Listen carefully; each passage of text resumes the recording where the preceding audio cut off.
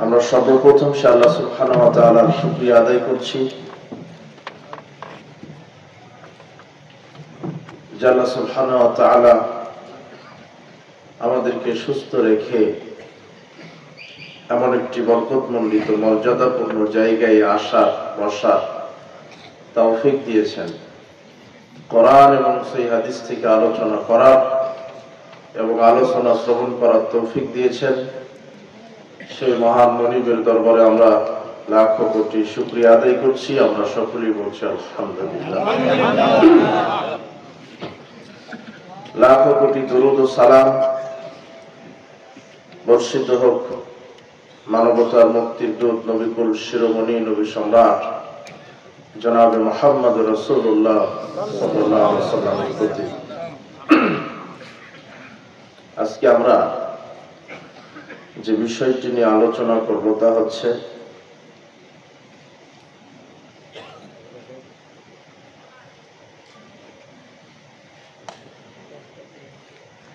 সমাজে এমন কিছু কথা চালু আছে যা প্রসিদ্ধ হলেও বিশুদ্ধ নয়।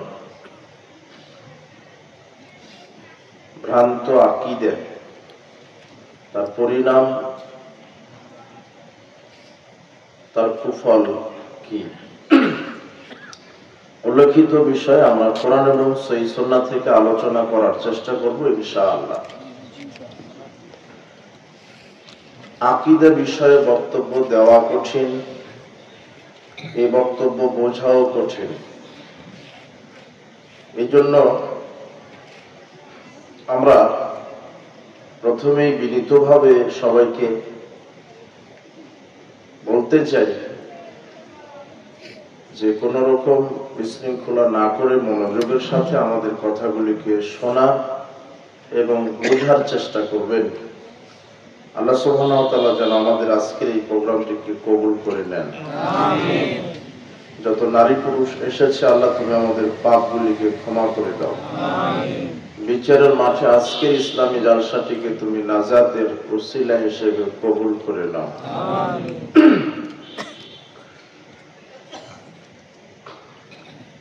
আসলে সমাজ সংস্কার করা খুব কঠিন একটা কাজ। প্রায় মানুষ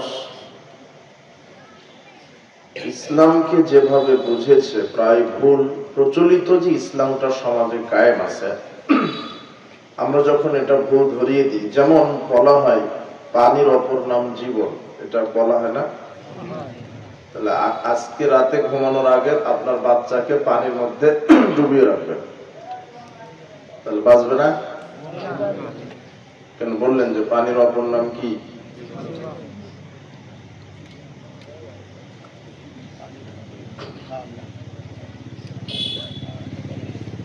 আচ্ছা,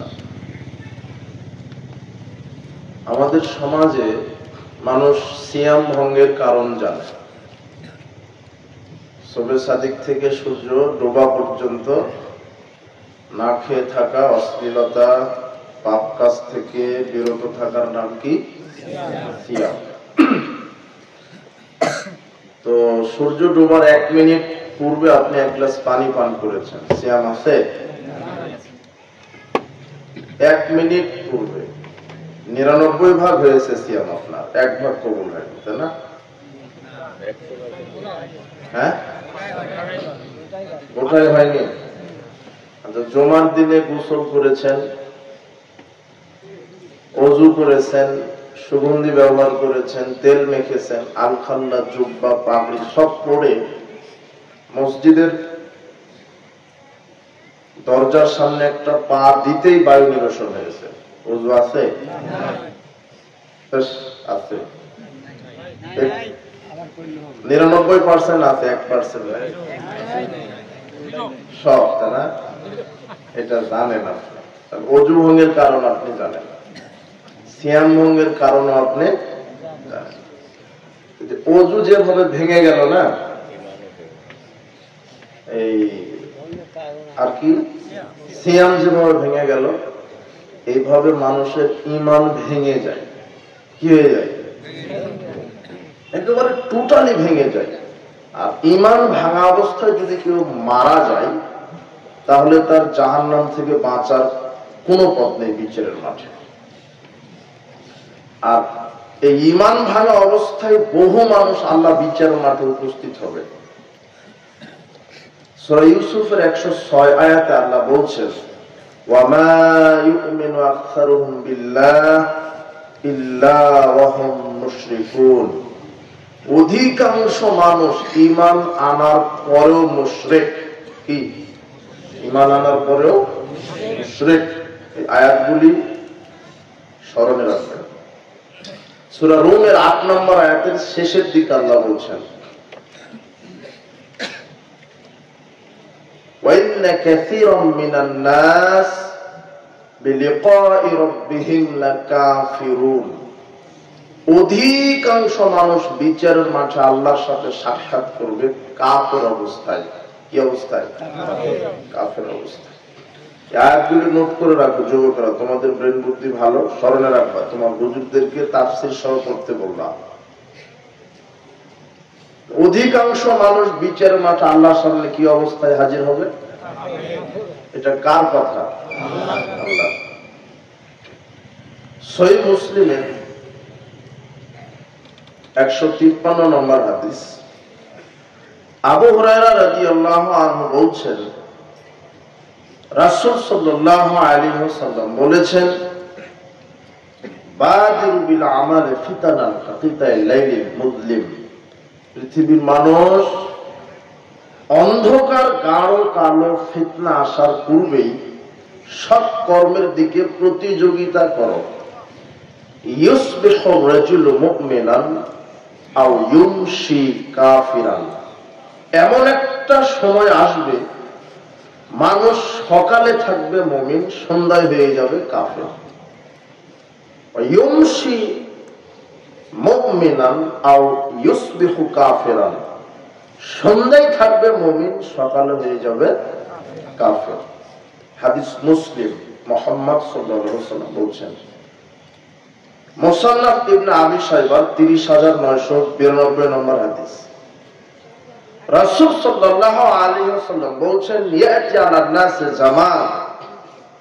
মানুষের উপর একটা এমন সামাজিক ব্যবস্থা চলে আসবে, মানুষের মধ্যে এমন একটা সময় চলে আসবে, ইয়াজতামিউনা ইউসাল্লুনা ফিল মাসাজিদ। মসজিদ পরিপূর্ণ হয়ে সালাত আদায় করবে, কাতারে কাতারে মসজিদ পরিপূর্ণ হয়ে থাকবে মুসল্লি, ওয়া লাইসা ফীহি মুমিন। কিন্তু কারো ভিতরে ঈমান থাকবে না। কি থাকবে না? ঈমান। আবু হুরায়রা রাদিয়াল্লাহু আনহু বলছেন,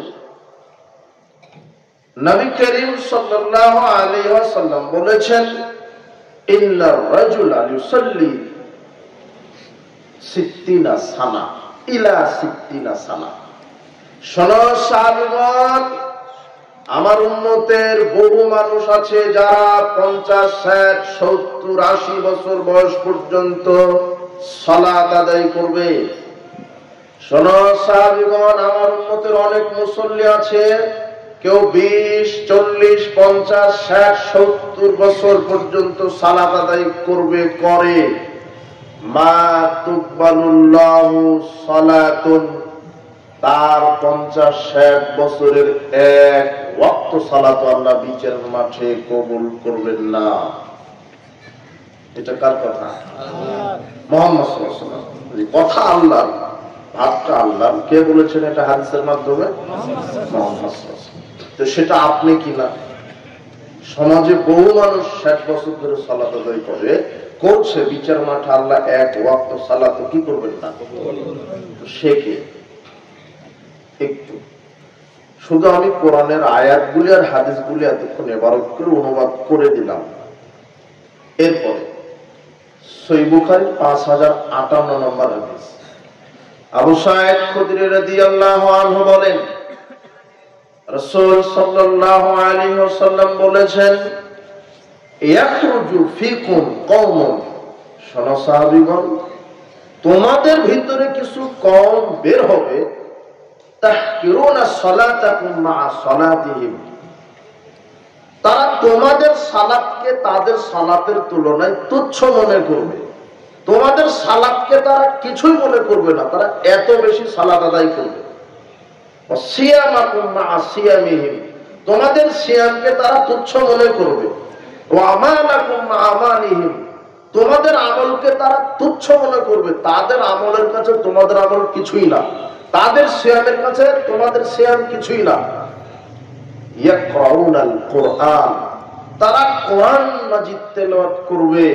লা ইউজাইজু হানাজিরাহুম, কিন্তু কোরআনটা তাদের কণ্ঠের নিচে নামবে না।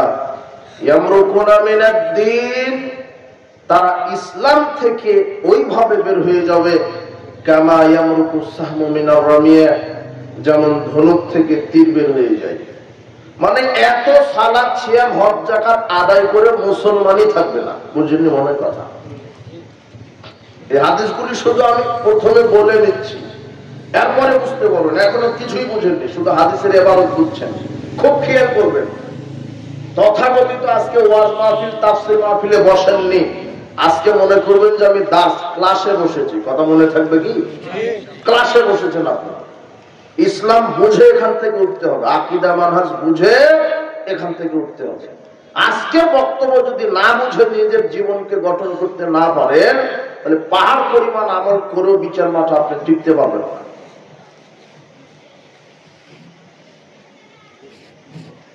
এত সালাত সিয়াম হজ যাকাত আদায় করেও সে কি থাকছে না? মুসলিমই থাকছে না। এরপরে আনাস রাদিয়াল্লাহু আনহু বলেন, 5063 নম্বর হাদিস সহিহ বুখারী, যা সালাসাতু রাহাতিন ইলা বিউতি আজওয়াজিন নবী সাল্লাল্লাহু আলাইহি ওয়াসাল্লাম, তিনজন ব্যক্তি আসলেন মুহাম্মদ সাল্লাল্লাহু আলাইহি ওয়াসাল্লামের স্ত্রীগণের নিকটে। ইয়াসআলুনা আনিন নবী সাল্লাল্লাহু আলাইহি ওয়াসাল্লাম আন ইবাদাতিন নবী সাল্লাল্লাহু আলাইহি ওয়াসাল্লাম, নবী করিম সাল্লাল্লাহু আলাইহি ওয়াসাল্লামের ইবাদত সম্পর্কে জিজ্ঞাসা করলেন, তার ইবাদত কেমন ছিল। ফালাম্মা উখবিরুহুম, যখন তাদেরকে বলে দেওয়া হলো যে রাতে এই পরিমাণ, দিনে এই পরিমাণ, এইভাবে সালাত, এইভাবে সিয়াম, এইভাবে কোরআন তেলাওয়াত, এইভাবে তাসবিহ তাহলিল, কান্নাহুম তাকাল্লুহা, তখন এই তিনজন ব্যক্তি রাসূলের সাল্লাল্লাহু আলাইহি ওয়াসাল্লাম, রাসূল সাল্লাল্লাহু আলাইহি ওয়াসাল্লামের ইবাদতকে অল্প মনে করলো। কি মনে করলো? কম মনে করলো। তারপরে তারা বক্তব্য দিলেন, ওয়াইনা নাহনু মিনান নবী সাল্লাল্লাহু আলাইহি ওয়াসাল্লাম, আমরা কোথায় আছি আর মুহাম্মদ সাল্লাল্লাহু আলাইহি ওয়াসাল্লাম কোথায় আছেন। কাদ গুফিরা লাহুম মা তাকাদ্দামা মিন যামবিহি, আল্লাহ তার পূর্বের পরের সব পাপ ক্ষমা করেছেন, তাই তার অল্প আমল করলে চলে, কিন্তু আমাদের অল্প আমল করলে চলে না। তার একজন বক্তব্য পেশ করলেন যে আনা ওয়াল্লাহি উসাল্লি লাইলা বাদা, আমি সারা রাত সালাত আদায় করব, আমি ঘুমাবো না। ওয়াকাল আখার, দ্বিতীয় জন বললেন আনা সুমুদ্দারুল, আমি 365 দিন সিয়াম রাখবো, একদিনও সিয়াম ছেড়ে দিব না। ওয়াকাল আখার, তৃতীয় জন বললেন আনা তাজিলুন নিসা সালাতা যাওয়াজু আবাদা, আমি বিবাহ করব না, নারীর সংস্পর্শেই যাব না। বিবাহ করলে চাকরি ব্যবসা করতে হবে, খাও, কাপড় দাও, পোশাক দাও, চিকিৎসা করো, ছেলে মেয়ে আসবে, এই করো, অনেক ঝামেলা, এই ঝামেলাতেই যাব না। এত ঝামেলা করতে আমি ইবাদত করতে পারবো না। যা রাসূলুল্লাহ সাল্লাল্লাহু আলাইহি ওয়াসাল্লাম ফাকাল আনতুমুল লাযিনা কুনতুম কাযা ওয়া কাযা, তিনজনের বক্তব্য এভাবে দিতে দিতে মুহাম্মদ সাল্লাল্লাহু আলাইহি ওয়াসাল্লাম চলে আসলেন। এসেই বলছে, নাই তোমরা কি সেই তিনজন লোক যে এই মন্তব্য করলে? আমি তো শুনলাম একজন নাকি সারা ঘুমাবে না, সালাত আদায় করবে। আমি তো শুনলাম একজন নাকি 365 দিনে সিয়াম রাখবে। আমি তো শুনলাম যে তুমি নাকি বিবাহই করবে না। শোনো, ওয়াল্লাহি ইন্নী আখশাকুম লিল্লাহি ওয়াত্তাকুল্লাহু, আকাশের নিচে জমিনের উপরে সবচেয়ে আল্লাহভীরু পরহেজগার মানুষ আমি মুহাম্মদ সাল্লাল্লাহু আলাইহি ওয়াসাল্লাম। আমার চাইতে পৃথিবীতে কোন আল্লাহভীরু পরহেজগার মানুষ নেই। পূর্বে ছিল না, কিয়ামতের পূর্বে আসবে না। আমার পূর্বে ছিল না, কিয়ামত আগ পর্যন্ত কোনো মানুষ আসবে না। আকাশের নিচে জমিনের উপরে আমি মুহাম্মদ সাল্লাল্লাহু আলাইহি ওয়াসাল্লামের চাইতে পরহেজগার তাকওয়াশীল ব্যক্তি আর নাই। লাকিন আসমা উফতির, এরপরও আমি মাঝে মাঝে সিয়াম রাখি, আবার সিয়াম ছেড়ে দিই। অসল্লার কুদু, আমি রাত্রে কিছু 2-4 রাকাত, 6 রাকাত, 8 রাকাত, 12 রাকাত সালাত আদায় করে এরপরে ঘুমিয়ে যাই। আতাজাওয়াজুন নিসা, আমি বিবাহ করেছি 1 জন 2 জন নয়, 11 জন স্ত্রী, 2 জনকে তালাক দেওয়া আছে আর 9 জন স্ট্যান্ডিং আছে। কথা বুঝেন না? তারপরে আমি আমি সবচেয়ে নম্র ভদ্র, সবচেয়ে পরহেজগার তাকওয়াশীল ব্যক্তি। এরপরেও আমার এত স্ত্রী, তারপরও আমি রাতে কিছু সালাত আদায় করি, আবার ছেড়ে দিই। সপ্তাহে 2 দিন 3 দিন সিয়াম রাখি, ছেড়ে দিই। সারা রাত সালাত আদায় করি না। বলেন তো, এই 3 জন ব্যক্তির লক্ষ্য ভালো না খারাপ ছিল? লক্ষ্য মানে কোথায়? জান্নাত। বুঝেননি মনে হয়? লক্ষ্যটা কোথায় তাদের?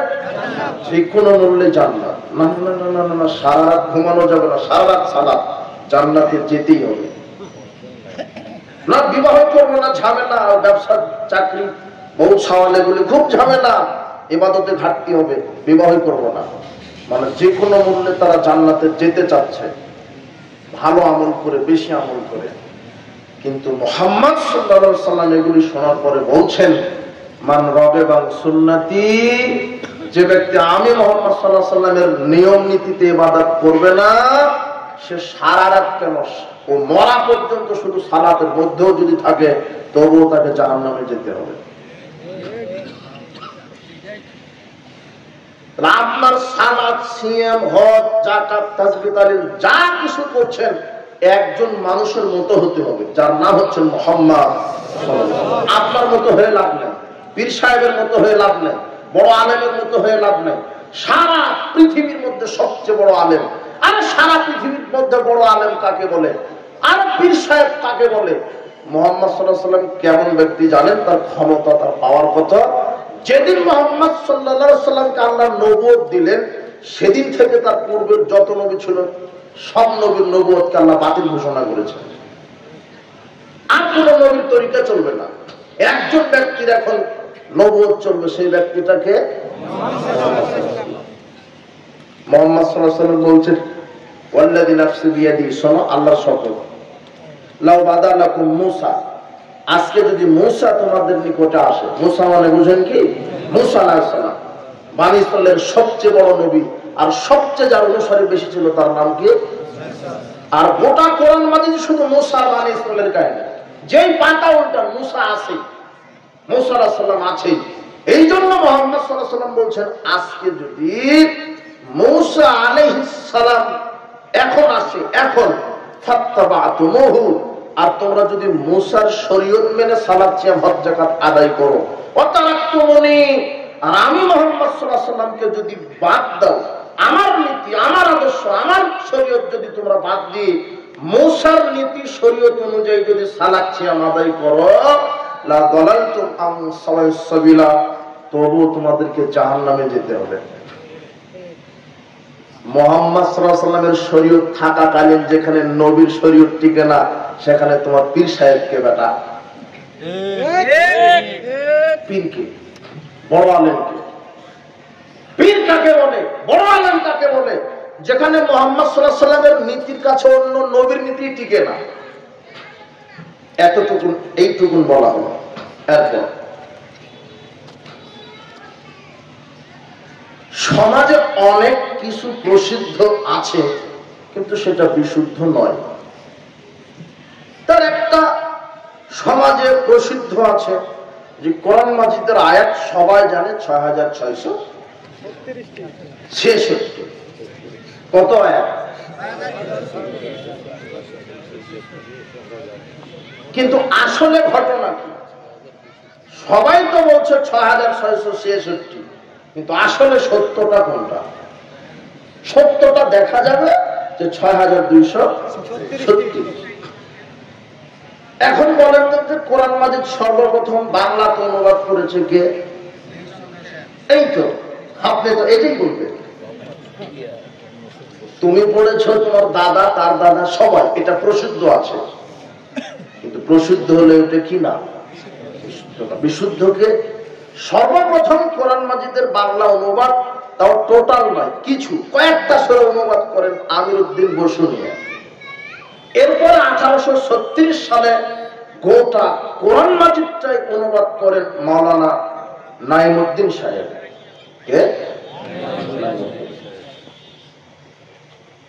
1835 সালে জন্মগ্রহণ করেন ওই তুমি কি বললে, গিরিশচন্দ্র সেন।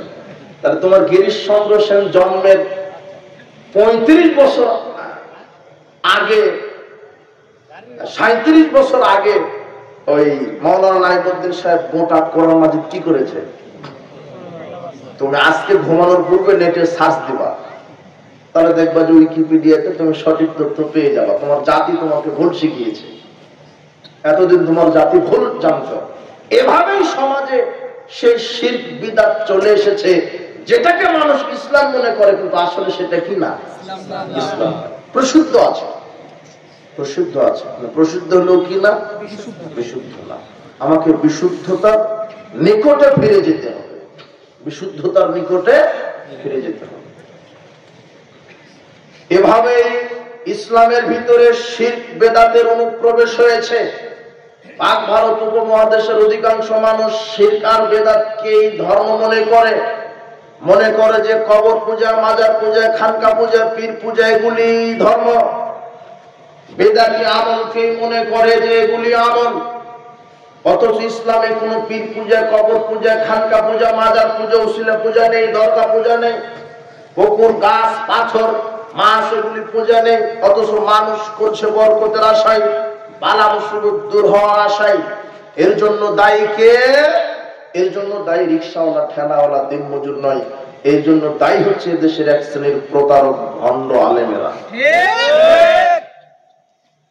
একটু মনোযোগ দেন, একটু। সাওবান রাদিয়াল্লাহু আনহু বলছেন, রাসূল সাল্লাল্লাহু আলাইহি ওয়াসাল্লাম বললেন, ইন্না মিম্মা তাখাওয়াফু মিনহুল উম্মাতি উম্মাতান মুদিল্লিন। আমি সবচেয়ে আমার উম্মতের মধ্যে যেই জাতিকে ভয় করি তা হচ্ছে ভ্রান্ত আলেম জাতিকে। এটা কার বক্তব্য? মুহাম্মদ সাল্লাল্লাহু আলাইহি ওয়াসাল্লাম। মুহাম্মদ সাল্লাল্লাহু আলাইহি ওয়াসাল্লাম বলছেন, আমি সবচেয়ে যেই জাতিকে ভয় করে গেলাম সে কে? আলেম না, ভ্রান্ত আলেম, মুদিল্লিন, ভ্রান্ত, ভণ্ড, প্রতারক আলেম। ভ্রান্ত আলেমকে আমি সবচেয়ে বেশি ভয় করলাম। কি? সাতাবুদু কাবাইলু মিন উম্মাতিল আওসান। আমার উম্মতের অনেক মানুষ, সাধারণ মানুষ তো মানুষ, এক শ্রেণীর আলেম উলামাও মূর্তি পূজকদের সাথে মিশে যাবে। এই কথা মুহাম্মদ সাল্লাল্লাহু আলাইহি ওয়াসাল্লাম বলে গেছেন, হাদিস মুসলিম। তোমার মণ্ডপ উদ্বোধন করতে এখন হিন্দুর ওই কি ও যায় না, ব্রাহ্মণ যায় না। এখন ওই মন্দির বলছে যে মূর্তি পূজা, তোমাদের এই শারদীয় দুর্গা পূজা চিরজীবী হোক, যে বলছে সে দাড়ি টুপিওয়ালা হুজুর। যে মণ্ডপে গিয়ে গীতা পাঠ করছে সে হলো ব্রাহ্মণ নয়, সে কে? হুজুর, মৌলানা সাহেব। শুধু হিন্দুদের দুটো ভোটের লোভে, ছাড়া কিছু না। তোমাকে এই কথা খোলা ভাবে কে বলবে? বেটা, ময়মনসিংহে মসজিদ ভাঙলো, আহলে হাদিসের তোমার হুজুর কথা বলেনি। ময়মনসিংহে আহলে হাদিসের মসজিদ ভেঙেছে, তোমার ফরিদপুর সালতা থানায় ভেঙেছে, কুমিল্লাতে ভেঙে দেওয়া হয়েছে, চট্টগ্রামে ভেঙে দেওয়া হয়েছে। তোমার এই হুজুর মুখে এক সেকেন্ডের জন্য প্রতিবাদ করেনি। অথচ এগুলোতে যদি হিন্দুদের মন্দির ভাঙা হতো, এই হুজুরই সাংবাদিক আর মিডিয়া নিয়ে চলে যেত, শুধু হিন্দুদের দুটো ভোটের লোকের ক্ষমতার লোক। এই কথা মুহাম্মদ সাল্লাল্লাহু আলাইহি ওয়াসাল্লাম বলছেন, আমার উম্মতের মধ্যে আমি যেটা ভয় করলাম সেটা হুজুর হবে প্রতারক, ভ্রান্ত, একেবারে ভ্রান্ত, একেবারে পথভ্রষ্ট হুজুর। তারা মূর্তি পূজকদের সাথে মিশে যাবে। সাতাল হাকু কামা মিন উম্মাতিল বিল মুশরিকিন। আমার উম্মতের কিছু মানুষ, মুসলমানেরা, সে হুজুর হতে পারে, সাধারণ হুজুর হতে পারে, সে বড় মাওলানা হতে পারে, সাধারণ মুসলিম হতে পারে, তারা ইহুদি, খ্রিস্টান, হিন্দুদের সাথে মিশে যাবে। এই কথা মুহাম্মদ সাল্লাল্লাহু আলাইহি ওয়াসাল্লাম বললেন। তাহলে রাসূল সাল্লাল্লাহু আলাইহি ওয়াসাল্লাম যেই জাতি সম্পর্কে ভয় করে গেছেন তার একটা হলো ভ্রান্ত হুজুর। হুজুর হবে কি? হুজুর হবে ভ্রান্ত। এরপরে দেখেন, খুব খেয়াল করেন, আনাস রাদিয়াল্লাহু আনহু বলছেন রাসূল সাল্লাল্লাহু আলাইহি ওয়াসাল্লাম বললেন, লাম্মা উরিদা বিরব্বি মারাতু বিকওমিন উসরিয়া বিরিজালান, আমাকে মেরাজের রাত্রে নিয়ে যাওয়া হলো। রাত্রে কিছু যাওয়ার পথে ঘটনা দেখলাম কি, তুকরাজু শিফাহুম বিমা করিজা মিনান নার, কিছু ব্যক্তির জিহ্বা আগুনের কেচি দ্বারা কেটে দেওয়া হচ্ছে। আমি জিজ্ঞাসা করলাম, মান হাওলা জিবরিল? জিবরাইল, এই ব্যক্তি যার জিহ্বা আগুনের কেচি দ্বারা কাটা হচ্ছে? তখন জিবরিল বলছেন, হাওলায়ে খুতবাউ মিন উম্মতি, এরা হচ্ছে আপনার উম্মতের কিছু আলেম, বক্তা মানুষ। কে বক্তা? আলেম। আলেমের কি কেটে দেওয়া হচ্ছে? জিহ্বা। এটা হলো কবরের শাস্তি। এক শ্রেণীর আলেমের কবরে কি কেটে দেওয়া হচ্ছে? জিহ্বা। সহিহ বুখারীর 1386 নম্বর হাদিস, রাসূল সাল্লাল্লাহু আলাইহি ওয়াসাল্লাম বলছেন যে আমাকে দুজন ফেরেশতা বাইতুল মুকাদ্দাসের দিকে নিয়ে যেতে লাগলো। তো নিয়ে যেতে অনেক দৃশ্য দেখলাম। তার একটা দৃশ্য দেখলাম যে একজন ব্যক্তি শুয়ে আছে, আর একজন ব্যক্তি তার মাথার পাশে পাথর নিয়ে দাঁড়িয়ে আছে।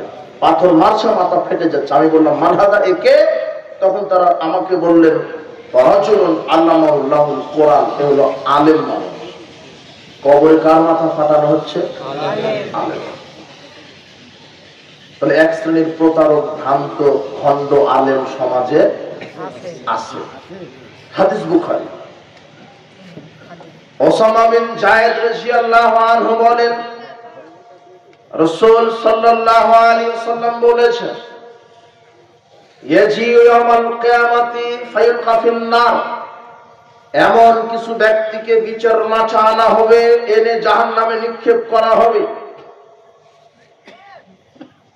ফাতানদালিকু আফতাবু ফিন নার, জাহান্নামে তাকে প্রবেশ করানোর সাথে সাথে তার পেটের নাড়িভুঁড়ি বের হয়ে যাবে। ইউতহানু ফিহা, সে নাড়িভুঁড়ির চতুর্দিকে ঘুরতে থাকবে।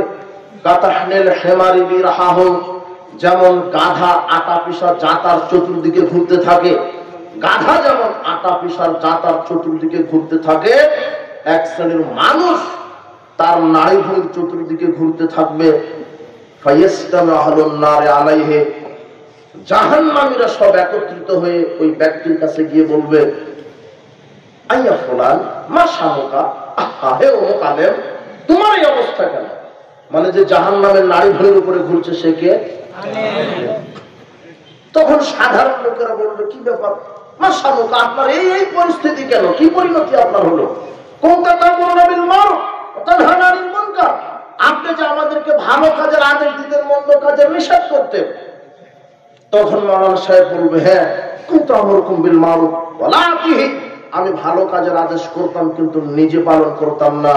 ওয়া নাহাকুম আনিল মুনকার ওয়া আতিহি, আমি খারাপ কাজের নিষেধ করতাম কিন্তু আমি নিজেই খারাপ কাজ করতাম। আর আমি ভালো কাজের আদেশ করতাম কি, সালাত আদায় করো, কিন্তু আমি নিজেই ঠিক মতো সালাত আদায় করিনি, তাই আল্লাহ আমাকে জাহান্নামে দিয়েছে। আর আমি খারাপ কাজের নিষেধ করতাম কি, মদ পান করো না। আরে যে মুখ দিয়ে বলেছি মদ পান করো না, আমি সেই মুখ দিয়ে জর্দা খেয়েছি আর বলেছি মাকরুহ।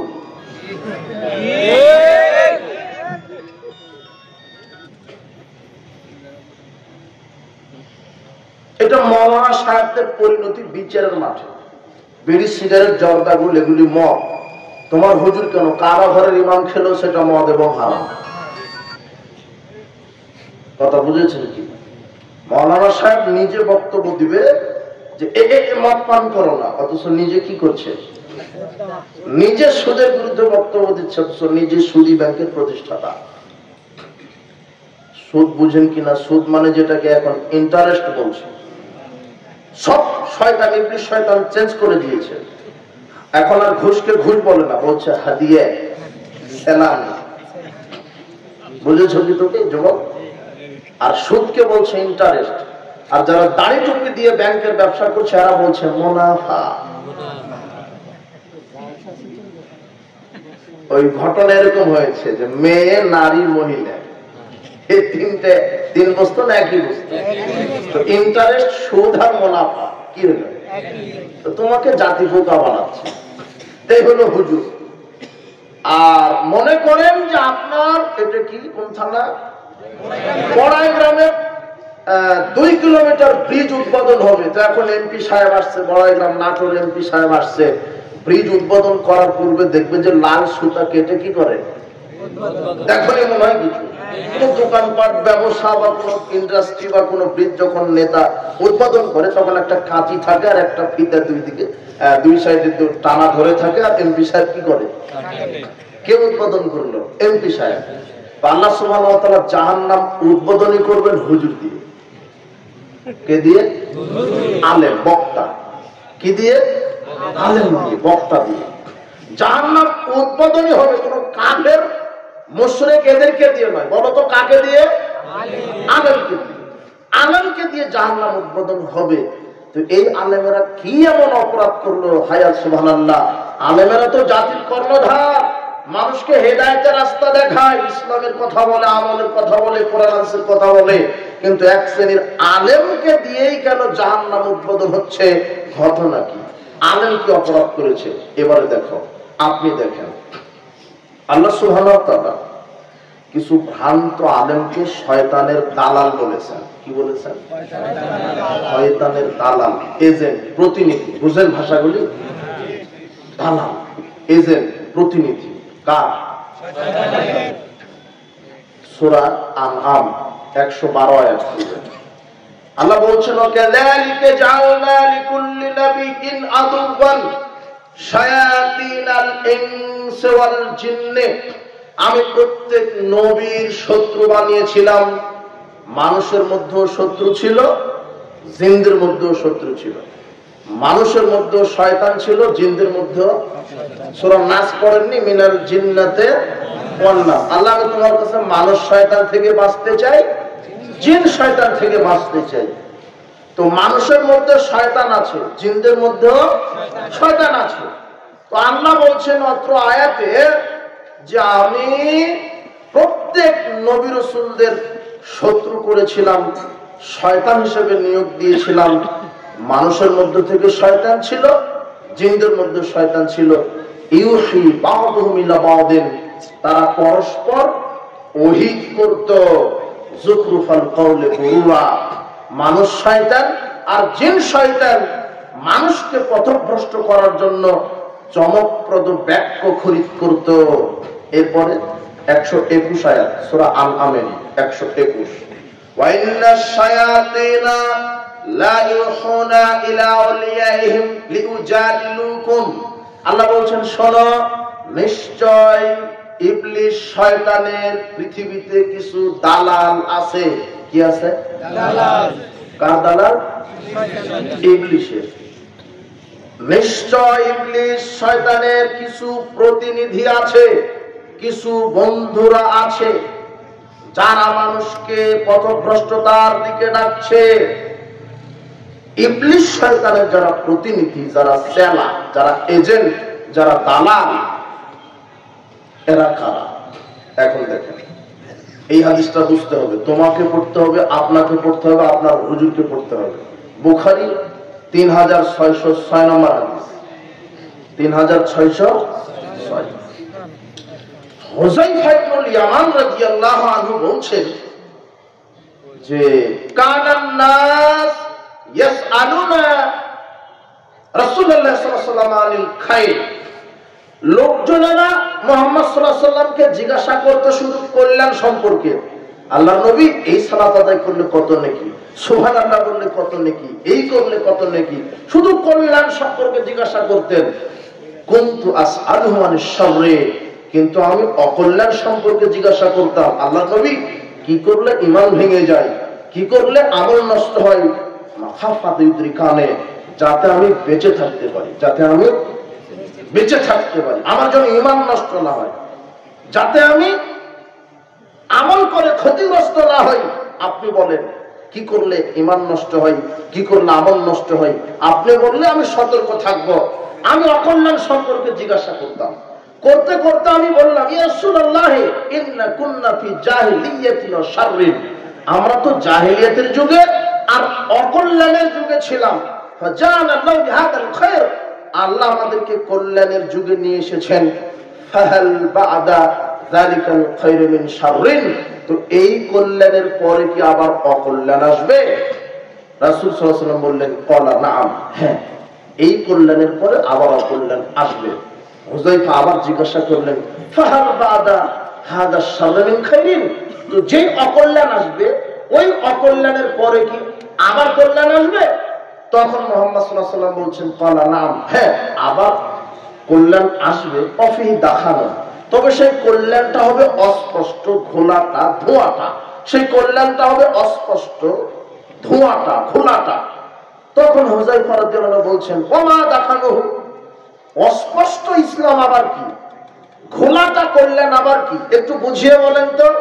তখন তিনি বললেন, কওমুন ইয়াহদুনা বিগাইরি হাদি তারকু মিনহু তুনকিরু, শোনো, আমাদের তোমাদের মৃত্যুর পরে কিছু কওম আসবে যারা আমার সুন্নাহকে বাদ দিয়ে অন্য কারো সুন্নাহকে মেনে নিয়ে বলবে এটাই দিন। তবে তাদের ভিতরে ভালো মন্দ উভয় শ্রেণীর লোক থাকবে, তবে অধিকাংশ মানুষই ওই ভ্রান্ত সুন্নাহ, ভ্রান্ত নীতিকে নিয়ে বলবে এটাই রাসূলের সুন্নাহ। মানুষের ভিতরে অকল্যাণ, কল্যাণ থাকবে না। এবারে হুযায়ফা বলছেন যে ফাহাল বা'দা যালিকাল খায়র মিন শাররিন, আচ্ছা, এই যে আপনি ঘোলাটা কল্যাণ বললেন, তো এই ঘোলাটা কল্যাণের পরে কি আবার অকল্যাণ আসবে? এইবারে রাসূল সাল্লাল্লাহু আলাইহি ওয়াসাল্লাম বললেন, হ্যাঁ, দুআতুন ইলা আবওয়াবি জাহান্নাম, শোনো সাহাবীগণ, এক শ্রেণীর বক্তা বের হবে যারা মানুষকে জাহান্নামের দিকে ডাকবে। কিসের দিকে? কে বের হবে? এক শ্রেণীর আলেম বের হবে যারা মানুষকে জাহান্নামের দিকে ডাকবে। দুআতুন ইলা আবওয়াবি জাহান্নাম, এক শ্রেণীর বক্তা, এক শ্রেণীর আলেম বের হবে যারা মানুষকে জাহান্নামের দরজার দিকে ডাকবে। মান আজাবাহুম ইলাইহা কাযাফু ফিহা, ওই আলেম, ওই বক্তার বক্তব্য শুনে যারাই ঈমান আকীদা আমল করবে তারাই জাহান্নামে চলে যাবে। হুযায়ফা রাদিয়াল্লাহু আনহু বলছেন, সিফহুম লানা, আল্লাহর নবী আপনি ওই আলেমদের পরিচয় বলেন তো। তখন রাসূল সাল্লাল্লাহু আলাইহি ওয়াসাল্লাম বলছেন, হুম মিন জিলদাতিনা, শোনো, ওই আলেমেরা হবে মুসলমানেরই সন্তান। এটা কেন বলা হবে আনসেনাতিনা, তারা কোরআন হাদিস থেকেই বক্তব্য দিবে। কোথা থেকে বক্তব্য দিবে? কোরআন হাদিস থেকে। তারা কোরআন হাদিস থেকেই বক্তব্য দিবে, কিন্তু তাদের কথা শুনে যারা আমল করবে তারা কোথায় চলে যাবে? হাদিস কোথায় আছে বলো তো? আইজব বুখারীর 3636, মনে রাখো যাবে 3606, হ্যাঁ এটাই ঠিক, 3606। রাসূল সাল্লাল্লাহু আলাইহি ওয়াসাল্লাম বলছেন তারা হবে আলেম, তারা কোরআন হাদিস থেকে কি দিবে? বক্তব্য দিবে। কিন্তু কোরআন হাদিস থেকে বক্তব্য দিবে, ওই বক্তব্য শুনে শ্রোতারা কোথায় যাবে? জাহান্নামে। কি বলেন? তার মানে কোরআন হাদিস থেকে বক্তব্য শুনে আমল করলে জাহান্নামে যাওয়া যায়, এই জন্য আল্লাহ কোরআন নাযিল করছে? তবে কি বুঝালেন রাসূল সাল্লাল্লাহু আলাইহি ওয়াসাল্লাম? কি বোঝাতে চাচ্ছেন? আলেম, মাওলানা, বক্তা কোথায় থেকে বক্তব্য দিবে? এই কোরআন থেকে বক্তব্য দিবে। আর ওই বক্তব্য অনুযায়ী যারা আমল করবে কোথায় যাবে? এই কথা বলে দিচ্ছেন মুহাম্মদ সাল্লাল্লাহু আলাইহি ওয়াসাল্লাম। ইয়াতাকাল্লামু নবী আনসিনাতিনা, তারা এই জিহ্বা দিয়ে কোরআন থেকে বক্তব্য দিবে। মান আজাবাহুম ইলাইহা, তাদেরকে যারা অনুসরণ করবে কাযাফু ফিহা, তারাই জাহান্নামে চলে যাবে। আশ্চর্য কথা। তাহলে মাওলানা সাহেব কোরআন থেকে বক্তব্য দিবে, আর ওই বক্তব্য শুনে যারা আমল করবে কোথায় যাচ্ছে?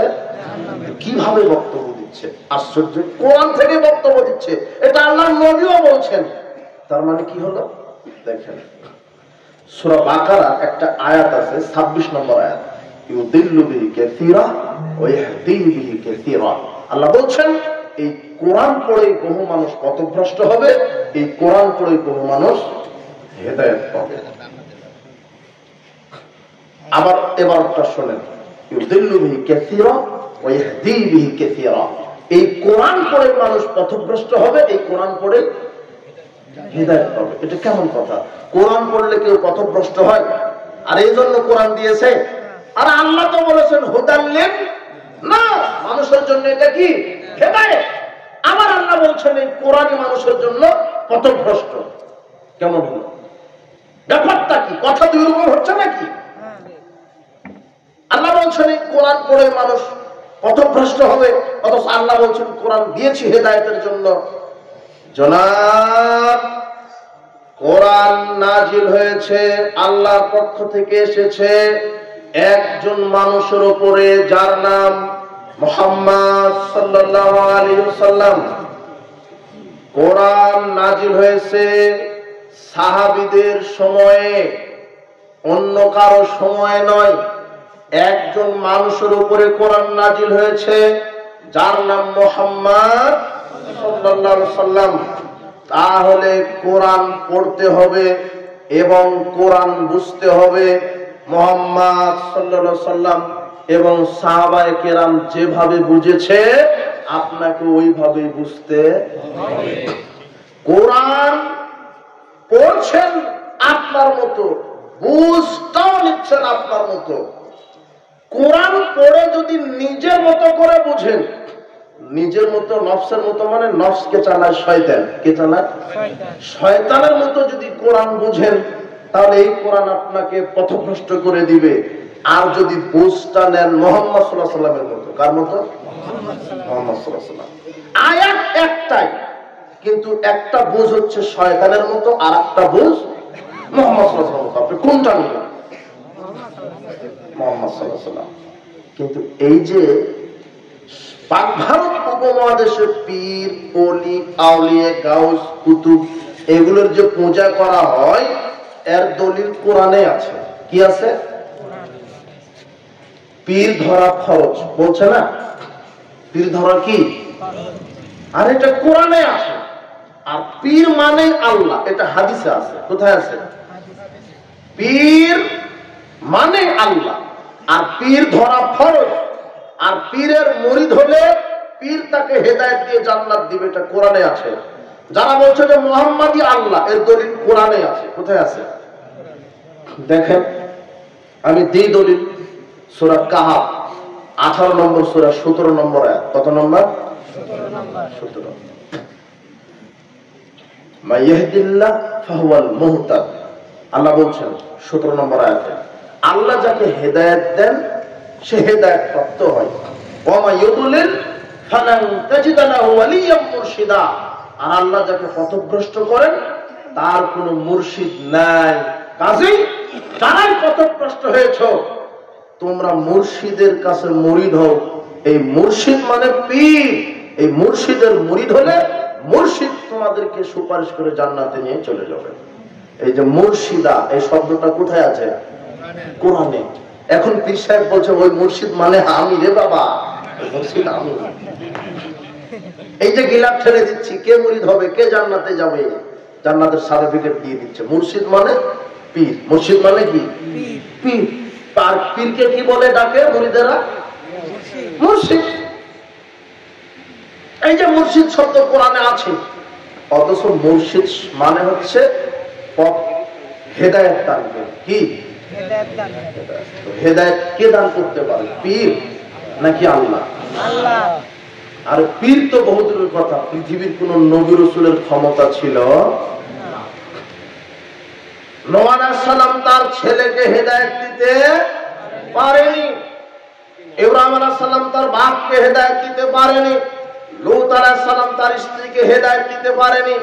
পৃথিবীর সবচেয়ে নম্র, ভদ্র, শ্রেষ্ঠ মানুষ, সবচেয়ে পরহেজগার, তাকওয়াশীল মানুষ যার নাম মুহাম্মদ সাল্লাল্লাহু আলাইহি সাল্লাম, তিনি তার আপন চাচাকে হেদায়েত দিতে পারেন।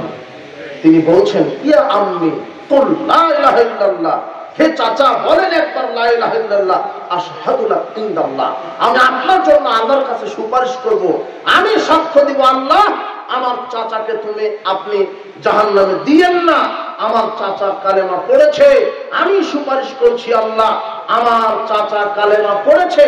চাচা একবার বলেন লা ইলাহা ইল্লাল্লাহ, কিভাবে সুপারিশ করতে আমি দেখে নিব। তখন আল্লাহ বলছেন সূরা কাসাসের 56 নম্বর আয়াত সঙ্গে সঙ্গে আল্লাহ নাযিল করে বললেন, ইন্নাকা লা তাহদি মান আহবাবতা মুহাম্মদ সাল্লাল্লাহু আলাইহি ওয়াসাল্লাম। আপনি আপনার চাচাকে খুব ভালোবাসেন, এটা ঠিক, তো ভালোবাসেন বলে আপনি কি হেদায়েত দিবেন? ওয়ালাকিন্নাল্লাহু ইয়াহদি মান ইয়াশা। হেদায়েতের একচ্ছত্র সুপারিটি পাওয়ার একমাত্র আমি আল্লাহর হাতে। যেখানে মুহাম্মদ সাল্লাল্লাহু আলাইহি ওয়াসাল্লামের ক্ষমতা নাই পৃথিবীর তার কোন উম্মতকে হেদায়েত দিতে, সেখানে পীরের মুরিদ হলে পীর সুপারিশ করে হেদায়েত দিয়ে জান্নাতে নেবে, এটা ধর্মের নামে টাটকা ভণ্ডামি ছাড়া কিছুই হতে পারে না। মুহাম্মদ সাল্লাল্লাহু আলাইহি ওয়াসাল্লামের ক্ষমতা নেই কাউকে হেদায়েত দেওয়ার, সেখানে পীর কিভাবে পারে? পীরেরই বিচার ওনাতে কি হয়? ওই বড় বিপদে, ও বড় বিপদে। কিন্তু আমি যেটা বোঝাতে চাচ্ছি, যারা বলছে পীর ধরা ফরজ, এরা পাগড়িওয়ালা টুপিওয়ালা তাহাজ্জুদ পড়ে, এরা খানকা হুজুরের শিরকের ডিলারশিপ হাতে নিয়েছে। এরাই খানকার হুজুর, ওই পাগড়িওয়ালা হুজুর, এরাই হুজুর, এরাই মাওলানা, এরাই বক্তা, এরাই এই আয়াত তেলাওয়াত করে বলছে পীর ধরা কি।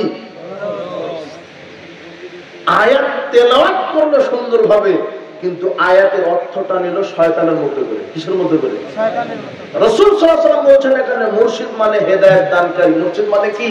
হেদায়েত দানকারী। আর হুজুর বলছে যে মুর্শিদ মানে পীর।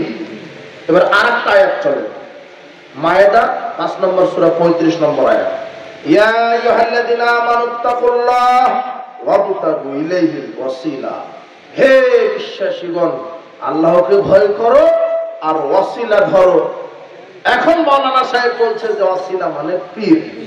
বুঝেননি মনে হয়? এই যে কোরআন থেকে দলিল, কোরআন থেকে কি দলিল? মুহাম্মদ সাল্লাল্লাহু আলাইহি ওয়াসাল্লাম বলছেন বক্তা কোথা থেকে বক্তব্য দিবে? হাদিস মনে নাই মনে হয়? বক্তা কোথা থেকে বক্তব্য দিচ্ছে? কোরআন থেকে। এখন আপনার মতো যারা অশিক্ষিত, মানে থার্ড ক্লাস পারসন যারা, ওরা বলছে শব্দ না, কোরআনই তো পীরের ধরার দলিল, কোরআনই তো দলিল। এই যে ওয়াসিলা মানে পীর ধরো, কিন্তু ওয়াসিলা মানে পীর ধরা নয়, এটা শয়তান বলেছে। ওই যে শয়তান তার প্রতিনিধির কাছে ওহী করে, লা ইউহুনা ইলা আউলিয়াইহিম। শয়তান তার প্রতিনিধির কাছে কি করে? ওহী করে। এটা আনামের 121 আয়াত। শয়তান তার প্রতিনিধির কাছে ওহী করে। ওহীটা মানে এই যে ইবলিস শয়তান আলেমকে বলছে যে এই যে ওয়াসিলা মানে আপনি মেরে দেন, যে পীর ধরা। কথা বুঝেন মনে হয়? এখন খানকার হুজুর বলছে এই যে ওয়াসিলা মানে পীর, অথচ ওয়াসিলা মানে আল্লাহর নৈকট্য তালাশের জন্য সৎ আমল করা। কি করা? আচ্ছা, ওয়াসিলা মানে যদি পীর হয়, তাহলে দেখেন তো, আতি মুহাম্মাদানিল ওয়াসিলাতা ওয়াল ফাদিলা। তাহলে এখন আর অর্থ কি হচ্ছে? আল্লাহ তুমি মুহাম্মদ সাল্লাল্লাহু আলাইহি ওয়াসাল্লামকে একটা পীর দাও। কথা বুঝেননি মনে হয়? তো মুহাম্মাদের আবার সাল্লাল্লাহু আলাইহি ওয়াসাল্লামের কি আবার পীর লাগবে? মুহাম্মদ সাল্লাল্লাহু আলাইহি ওয়াসাল্লামই তো সবচেয়ে বড় জ্ঞানী মানুষ, তিনিই তো নেতা। এখন ওয়াসিলা মানে যদি পীর মনে করেন, তাহলে আপনার এটা হয়ে যাচ্ছে ওয়াতি মুহাম্মাদানিল ওয়াসিলাতা ওয়াল ফাদিলা। আল্লাহ তুমি মুহাম্মদ সাল্লাল্লাহু আলাইহি ওয়াসাল্লামকে কি দাও? আতি, প্রদান করো, দান করো, দাও। মুহাম্মাদান, মুহাম্মদকে, ওয়াসিলা কি? পীর। মানে ওয়াসিলা মানে পীর? জি না, ওয়াসিলা মানে আল্লাহর নৈকট্য অর্জনের মাধ্যমকে কি বলা হয়? সেটা হচ্ছে ঈমান, আমল, সৎকর্ম। কথা বুঝেছেন? ওই যে 3 জন লোক রাস্তা দিয়ে চলার সময়তে ঝড় বৃষ্টিতে পড়ে কোথায় আশ্রয় নিয়েছিল? তখন তারা বলল ফাদুল্লাহিল ওয়াসিলা, তোমরা আল্লাহর কাছে আশ্রয় প্রার্থনা করো সৎ আমলের মাধ্যমে। কিসের আমলের মাধ্যমে? সৎ আমলের মাধ্যমে। নাকি তারা পীরের মাধ্যমে সাহায্য চেয়েছিল? তারা কি বলেছিল যে হে খাজা বাবা, আমাদেরকে পাথর আটকে দিয়েছে, তুমি পাথরটা সরিয়ে দাও? তারা কাকে ডেকেছিল? আল্লাহ। আল্লাহকে তো ডেকেছিল কার উসিলায়? পীরের উসিলায় না সৎকর্মের উসিলায়? বলেছিল আল্লাহ আমি আমার পিতামাতার খেদমত করেছি, পিতামাতার খেদমতের উসিলায় তুমি আমাদেরকে মুক্ত দান করো। আল্লাহ পাথরটা একটু সরিয়ে দিলেন। দ্বিতীয় জন বলছে হে আল্লাহ আমি তো যুবক মানুষ, আমার যৌন শক্তি আমার লোভ পেয়েছিল, আমি আমার চাচাতো বোনকে ভোগ করতে চেয়েছিলাম, আমি ভোগ করব এমন সময়তে আমার চাচাতো বোন বলছে, আব্দুল্লাহ ইত্তাকিল্লাহ, হে আল্লাহর গোলাম, আল্লাহকে ভয় করো, লা তাফতাইল খাতাম, আমার কুমারিত্ব নষ্ট করো না। ফাকুম তানহা, যেই বলেছে আল্লাহকে ভয় করো, আমি তোমাকে ভয় করে জেনায় লিপ্ত হইনি। এই কাজটা যদি তোমার সন্তুষ্টির জন্য করে থাকে, আল্লাহ এই সৎ আমলের বিনিময়ে আমি তোমার কাছে বাঁচতে চাই। আল্লাহ তখন পাথরটা আরেকটু সরিয়ে দিলেন। এরপরে তৃতীয় জন বলছে, আল্লাহ আমি এক ব্যক্তিকে কামলা নিয়েছিলাম। কামলা বুঝেন কি? কামলা। তো আমার কিছু কাজ করে বলছে যে আপনি হাক্কি, আমাকে এখন বিনিময় দেন, কাজ করেছি টাকা দেন। আমি তাকে দিলাম, তো এটা তুচ্ছ মনে করে চলে গেল। তো আমি চিন্তা করলাম তাহলে কমই দিলাম নাকি, তাহলে আমি ওই টাকাটা বিভিন্ন ধান গম চাউল এগুলি কিনে আমি ওই পরিচর্যা করতে লাগলাম, কৃষিকাজে ব্যয় করতে লাগলাম। করতে করতে অনেক ধান গম ভুট্টা চলে আসলো, ওগুলি বিক্রি করে অনেক শত শত গাভী কিনলাম, শত শত গাভী। এরপরে রাখালও কিনলাম, রাখাল দিয়ে শত শত গাভী চালাচ্ছি। এগুলির মালিক আমি নই। ওই যে 10 টাকা ইনভেস্ট করে এখন শত শত গাভী হয়েছে আর শত শত রাখাল হয়েছে, এগুলি ওই ব্যক্তি। চট করে কিছু বছর পরে ওই লোকটা চলে এসেছে, এসে বলছেন ওই যে আমি কাজ করেছিলাম, আমাকে মজুরি দেওয়া হয়নি, দেন। তখন মালিক বলছে যে আপনার মজুরি আমি কাজে খাটিয়ে এই যে শত শত রাখাল, শত শত গরু আমি করেছি, এগুলি সব আপনার নিয়ে যান। তখন লোকটা বলছে আমার সাথে ঠাট্টা করেন না। এরকমই হচ্ছে না বিষয়টা? আমি 1 বছর চাউলের বিনিময়ে কাজ করেছি, আপনি বলছেন শত শত রাখাল গরু আমার, এটা হয়? আমার কাছে ঠাট্টা করেন না। তখন মালিক বলছে আমি ঠাট্টা করিনি, আপনি তো কাজ করে চলে গেছেন অনেক বছর হলো, তো আমি আপনার এগুলি আল্লাহর কাছে জবাব দিতে আমি ভয় করি। তা আপনি কম হয়েছিল, তা আমি এগুলি প্রতিপালন করে এত কিছু করেছি, আপনি নিয়ে যান। লোকটা নিয়ে চলে গেল। এই ব্যক্তিটা বলছে আল্লাহ এটা শুধু তোমাকে খুশি করার জন্য, যদি হয়ে থাকে আমি এই সৎকর্মের বিনিময়ে তোমার কাছে বাঁচতে চাই। আল্লাহ গর্তের গুহার পুরো পাথরটা সরিয়ে তাদেরকে বাঁচিয়ে দিলেন। এই যুবক বলো তো ওরা কোন পীরকে ডেকেছিল? সারা আলাইহিস সালাম যখন স্বৈরাচারী বাদশার সামনে গেল, স্বৈরাচারী বাদশা তাকে ভোগ করবে, তখন সারা আলাইহিস সালাম কাকে ডেকেছিল? নাকি আব্দুল কাদের জিলানীকে? না। তো তোমার এই বিশ্বাস হয় না কেন? তোমাকে কে বললো যে পীরের উসিলা ছাড়া মুক্তি নেই, পীরের সুপারিশ ছাড়া মুক্তি নেই? আশ্চর্য কথা। বিচার মাঠের পীর বড় বিপদে থাকবে। আপনাকে আমি কি দিয়ে বুঝাই? ইসলামের পীর বলে কোনো ভাষা নেই, কোন গাউস কুতুব বলে কিছু নেই। মানুষের কল্যাণ অকল্যাণ দাতা, মানুষের বিপদ দিতে পারে আল্লাহ, বিপদ থেকে মুক্ত করে দিতে পারে আল্লাহ। শোনেন, আপনার বিপদ যত বেশি, তার চাইতে আল্লাহর সাহায্য হাজারো লক্ষ কোটি গুণ বেশি। আপনার কত বড় বিপদ! ইউনূস আলাইহিস সালামকে মাছের পেট থেকে আল্লাহ বাঁচিয়েছে। কোন পীর বাঁচিয়েছেন নাকি? কে বাঁচিয়েছে? আল্লাহ। আব্দুল্লাহ ইবনে আব্বাস রাদিয়াল্লাহু আনহু বলছেন কুনতু খালফা রাসূলুল্লাহ সাল্লাল্লাহু আলাইহি ওয়াসাল্লাম যাতা ইয়াউমিন, একদা আমি রাসূল সাল্লাল্লাহু আলাইহি ওয়াসাল্লামের পিছনে, বাহনের পিছনে ছিলাম। রাসূল সাল্লাল্লাহু আলাইহি ওয়াসাল্লাম আমাকে বললেন আলা উকাল্লিমুকা বিকালিমাত, আলা উআল্লিমুকা বিকালিমাত। ইবনে আব্বাস, আমি তোমাকে কয়েকটা বাক্য শিখিয়ে দিই, মনে রাখো। ইহফাজিল্লাহ, আল্লাহর তাওহীদের হেফাজত করো। ইহফাজকা, আল্লাহ তোমাকে হেফাজত করবেন। ইহফাজিল্লাহ, আল্লাহর অধিকারকে সংরক্ষণ করো, তার সাথে শরীক করো না। তা যেহেতু যাহা, যে কোনো প্রয়োজন আল্লাহকে পাশে পাবে। আল্লাহকে শরীক করো না, আল্লাহর সাথে কাউকে শরীক করো না, যে কোনো বিপদে পাশে পাবে। ইযা সাআলতা ফাসআলিল্লাহ, যখন কিছু চাইবে আল্লাহর কাছে চাইবে। ইযা ইসতাআনতা ফাসতাইন বিল্লাহ, যখন কিছু সাহায্যের প্রয়োজন কার কাছে চাইবে? এটা মুহাম্মদ সাল্লাল্লাহু আলাইহি ওয়াসাল্লাম বলছেন, যখন তোমার সাহায্যের প্রয়োজন আল্লাহর কাছে সাহায্য চাইবে। শোনো ইবনে আব্বাস, তোমাকে আর দুটো বাক্য শুনিয়ে দিই। কি? লাবিস্তামা, যদি সারা পৃথিবীর সব মানুষ একত্রিত হয়, আলাই ইয়ানফাউকা বিশাই, সবাই একত্রিত হয়ে যদি অনুপরিমাণ তোমার উপকার করতে চাই, লাম ইয়ানফাউকা ইল্লা বিশাইইন কাতাবাহুল্লাহু লাক। শোনো, আল্লাহ যতটুকু উপকার হবে লিখে দিয়েছেন, এর বাইরে সারা পৃথিবীর সব মানুষ চেষ্টা করলেও অনুপরিমাণ তোমার উপকার করতে পারবে। এটা মুহাম্মদ সাল্লাল্লাহু আলাইহি ওয়াসাল্লাম কাকে এই ভাষাগুলি বলছেন? আব্দুল্লাহ ইবনে আব্বাস। এরপরে বলছেন ওয়ালা বিস্তামাউ আলা আইদুরুকা বিশাই, সারা পৃথিবীর সব মানুষ যদি একত্রিত হয়ে তোমার কোনো ক্ষতি করতে চাই, সারা পৃথিবীর সব মানুষ একত্রিত হয়ে তোমার পরিমাণ ক্ষতি করতে পারবে না। শোনো,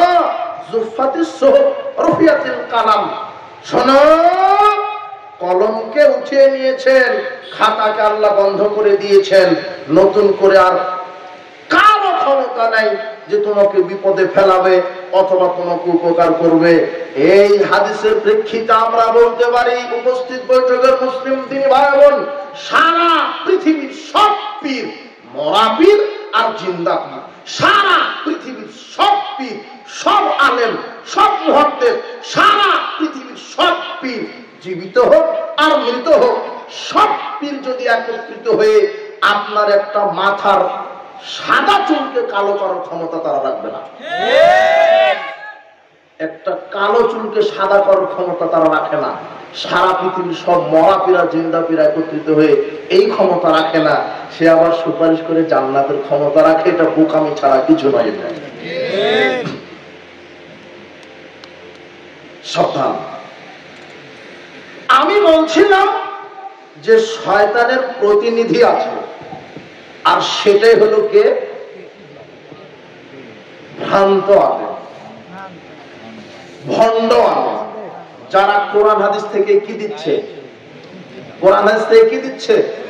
বক্তব্য। এই যে পীর ধরা দলিল কোথায়?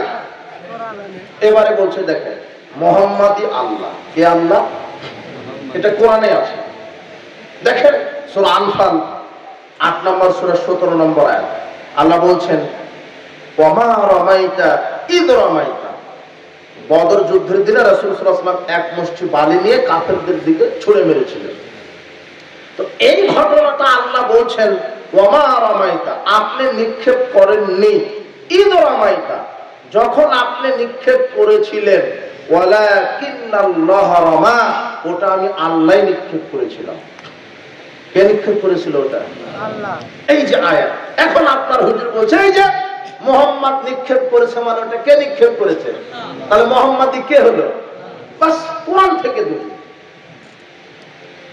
কিন্তু এই আয়াতটা কি তোমার বাপের উপর নাযিল হয়েছে না মুহাম্মদ সাল্লাল্লাহু আলাইহি ওয়াসাল্লামের উপরে? তোমার সময় না সাহাবীদের সময়? তো সাহাবীরা যেভাবে বুঝেছেন ওইভাবেই বুঝতে হবে। এখানে আল্লাহ বলছেন, তুমি নিক্ষেপ করনি, ওটা আমি নিক্ষেপ করেছি। ওমা রামাইতা, তুমি নিক্ষেপ করনি, ইদ রামাইতা, যখন তুমি নিক্ষেপ করেছিলে, ওয়ালাকিন্নাল্লাহ রামা, ওটা আমি আল্লাহ নিক্ষেপ করেছিলাম। এর সঠিক ব্যাখ্যা বুঝ হচ্ছে যে হে মুহাম্মদ সাল্লাল্লাহু আলাইহি ওয়াসাল্লাম, তোমার দায়িত্ব শুধু ছুঁড়ে মারার, কিন্তু সমস্ত বালিকণা 1000 কাফেরদের সবার চোখে পৌঁছানোর ক্ষমতা কার? আল্লাহ। এবার বুঝেছেন কি? মুহাম্মদ সাল্লাল্লাহু আলাইহি ওয়াসাল্লামের ক্ষমতা আছে যে ও হলো পারে, উনি হলে পারে এভাবে ছুঁড়ে মেরে সবার চোখে দিবেন? কিন্তু মানুষ সবার চোখে যদি দিয়ে পেতেন তাহলে উনি কি হয়ে যেতেন? নাউজুবিল্লাহ। কথা বুঝেননি মনে হয়। এই যে কোরআন থেকে দলিল, এবারে হাদিস থেকে দলিল দিচ্ছে যে পীর আল্লাহ। কে পীর? পীর সাহেব কি? হাদিস থেকে দলিল। দেখেন, আপনি সঠিক বুঝটা যদি না নেন, সাহাবীদের মতো যদি কোরআন হাদিস না বুঝেন, আপনিও কত ভ্রষ্ট হয়ে যাবেন। দেখেন আপনি 6501 2 নম্বর হাদিস, সহিহ বুখারী 6502 হাদিসে কুদসি আল্লাহ বলছেন, লক্ষ্য করেন ভাষাগুলি, যখন আমার বান্দাদের মধ্যে আমার ফরজ নফল ইবাদতে পাবন্দী হয় কেউ, আমি যেগুলি ইবাদত করতে বলেছি সব করে, আমি যা নিষেধ করেছি সব থেকে নিষেধ থাকে, বর্জন করে থাকে, চলে, আমার ফরজ নফল ইবাদত ঠিক ঠিক পালন করে, আল্লাহ বলছেন আমি ওই ব্যক্তির চোখ হয়ে যাই। কি হয়ে যায়? যা দিয়ে সে দেখে। আমি সেই ব্যক্তির পা হয়ে যাই, যা দিয়ে সে চলে। আমি সেই ব্যক্তির হাত হয়ে যাই, যা দিয়ে সে ধরে। আমি সেই ব্যক্তির কান হয়ে যাই, যা দিয়ে সে শোনে। এখন পীর সাহেব ও তো মার্কত হাসিল করে বলেছে সালাত সিয়াম সব আদায় করে, ওরা 5 ওয়াক্ত আদায় করা লাগে না, শুধু রাতে 2 রাকাত পড়ে। ও হলো মার্কত হাসিল করেছে পীর। ওই ইবাদত করতে করতে ওর চোখ, ওর হাত, ওর কান, কার কান হয়ে গেছে? এটা বুখারীর হাদিস।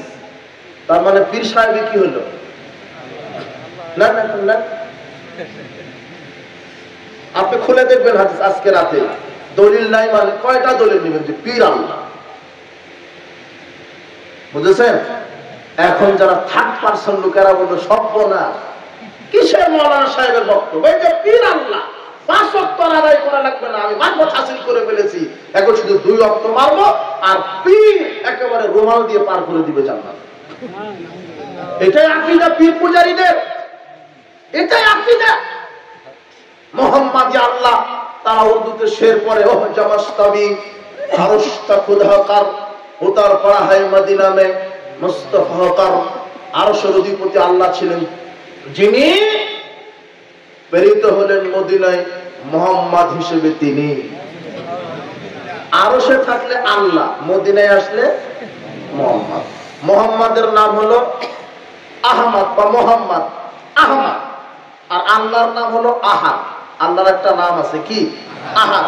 আর মোহাম্মদের নাম আহমদ। মোহাম্মদ সাল্লাল্লাহু আলাইহি ওয়াসাল্লামের নাম আহমদ, আর আল্লাহর নাম আহাদ।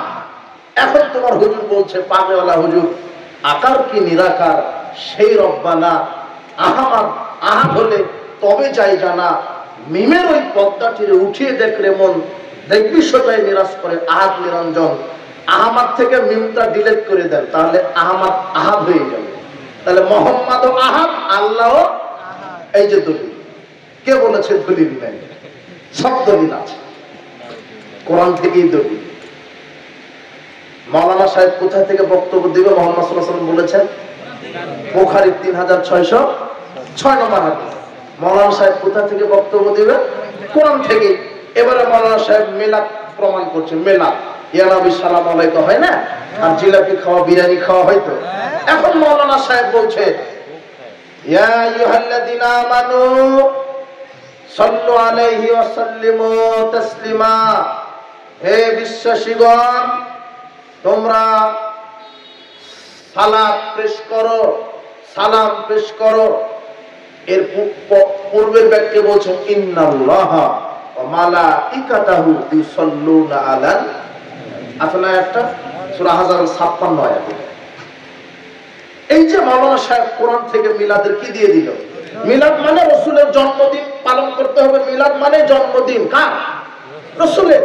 ওই দিনে এদেশের মানুষের আকীদা কি? যারা মিলাদ করে যে রাসূল সাল্লাল্লাহু আলাইহি ওয়াসাল্লাম কবর থেকে চেয়ারে উঠে বসে থাকে, হাজির নাজির। রাসূল কি? এরা হলো ব্রেলভী আকীদা। ব্রেলভীদের অনেক আকীদা আছে, তার একটা আকীদা হলো যে রাসূল সাল্লাল্লাহু আলাইহি ওয়াসাল্লাম হাজির নাজির। তিনি দুনিয়ার সবকিছু কবরে থেকেই দেখছেন। যেমন আপনি হাতের তালুটা দেখতে পান, মানুষ কোথায় কি করছে রাসূল কবর থেকেই দেখতে পান। নাউজুবিল্লাহ বললেন না? আপনারা মনে হয় একটু ইয়ে যে না, ঠিকই দেখতে পান, তাহলে আর যে কোনোদিন জান্নাত হবে না। রাসূল সাল্লাল্লাহু আলাইহি ওয়াসাল্লাম হাজির নাজির নন, তিনি মারা গিয়েছেন।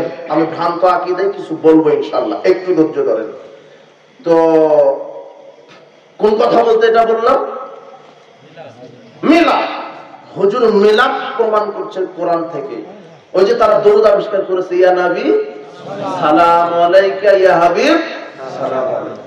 আল্লাহ বলেছেন, কি বলেছেন? ইন্নাল্লাহা, নিশ্চয় আল্লাহ, ওয়া মালাইকাতাহু, এবং তার ফেরেশতাগণ, নিশ্চয় আল্লাহ এবং তার ইউসাল্লুনা আলান নবী, নবীর প্রতি দরুদ পড়েন।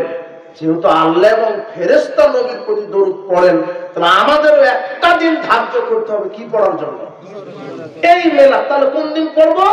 তার জন্ম যেদিন সেই দিন একটা অনুষ্ঠান, একটা ডেক, একটা মঞ্চ সাজিয়ে রুমালটা দিয়ে বক্তব্য দিব। দিতে দিতে চট করে দাঁড়িয়ে যাব। কেন? এখন কে চলে এসেছে? বাংলাদেশে মনে করেন একদিনে কয়েক হাজার জায়গাতে মিলাদ হয়, বুঝেননি মনে হয় কথা? একই সময় তো মুহাম্মদ সাল্লাল্লাহু আলাইহি ওয়াসাল্লাম একই সময় কয়টা জিয়ারে বলবে? বোকামি হলে কি এত বোকা হয় নাকি? বুঝেননি মনে হয়। এখন আরেকটা কথা শুনেন, আল্লাহ এবং তার ফেরেশতাগণ নবীর উপরে দরুদ পড়েন, এই অনুবাদী হয়। এটা কি অনুবাদী হয়? আচ্ছা, আল্লাহ নবীর উপরে দরুদ পড়েন, তাহলে আল্লাহ এখন কিভাবে পড়বেন দেখেন তো। আল্লাহুম্মা সাল্লি আলা মুহাম্মদ।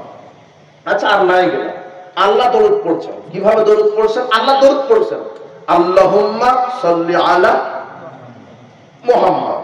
আল্লাহ বলছেন, আল্লাহ মুহাম্মাদের উপরে তুমি দয়া করো। তো আল্লাহ আবার কোন আল্লাহকে বলছেন? না, বুঝেননি মনে হয়। তার মানে এখানে সালাত মানে শুধু দরুদ নয়, এখানে বুঝতে হবে আরবিতে সালাত শব্দের অর্থ অনেক। সালাত মানে দরুদ ঠিক আছে, কিন্তু সালাত মানে দয়া, অনুগ্রহ, প্রশংসা, রহমত। কি বললাম? সালাত শব্দের বাংলা কি? রহমত, অনুগ্রহ, প্রশংসা, দরুদ। এবারে অর্থ হবে ইন্নাল্লাহা ওয়া মালাইকাতাহু সাল্লুনা আলান নবী, নিশ্চয় আল্লাহ তার নবীর প্রশংসা করেন। সুবহানাল্লাহ। আর ফেরেশতাগণ নবীর উপরে দরুদ পড়েন, দোয়া করেন। এবারে হলো অর্থটা, এটাই অর্থ। আপনি অর্থ করেন, আপনি ভুল হয়ে যাবে অর্থ।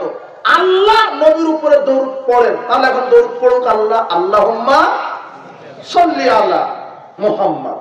আল্লাহ বলবেন, আল্লাহ মুহাম্মাদের উপরে রহম করো। তো আল্লাহ আবার কোন আল্লাহকে বলছেন?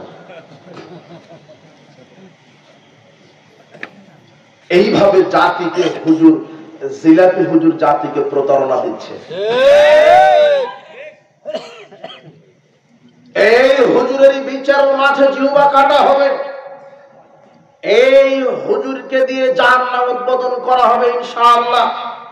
এই হুজুরই হলো ভ্রান্ত হুজুর, জাতিকে পথভ্রষ্ট করছে। হুজুর কিন্তু কোরআন হাদিস থেকেই বক্তব্য দিচ্ছে, বুঝেননি মনে হয় কথা? এই কথা মুহাম্মদ সাল্লাল্লাহু আলাইহি ওয়াসাল্লাম বলছেন। যা বক্তব্য দিচ্ছে আবার সব এগুলি ওহি করেছে তার উপরে কে? শয়তান। মনে আছে? যাক আলহামদুলিল্লাহ। মনে রাখো, এই যুবক মনে রাখো, সূরা আন-নাম 112 121 নম্বর আয়াত খেয়াল রাখো। আল্লাহ বলছেন ইবলিসের কিছু দালাল, এজেন্ট, প্রতিনিধি আছে। আর সমাজে শিরক বেদাত, ভ্যান চালক, রিকশা চালক, মাস্টার, ইঞ্জিনিয়ার, প্রফেসর নিয়ে আসেনি। এই আলেম নামের এই ভ্রান্ত হুজুরেরাই শিরক বেদাতের আবিষ্কার করেছে সমাজ। তোমার প্রফেসর যদি মসজিদে গিয়ে বলতে যে আমি হিল্লা করে দিচ্ছি, তোমার বিবাহ জায়েজ হয়ে যাবে, তাহলে ওই মহিলা প্রফেসর হিল্লা কি মেনে নিত না?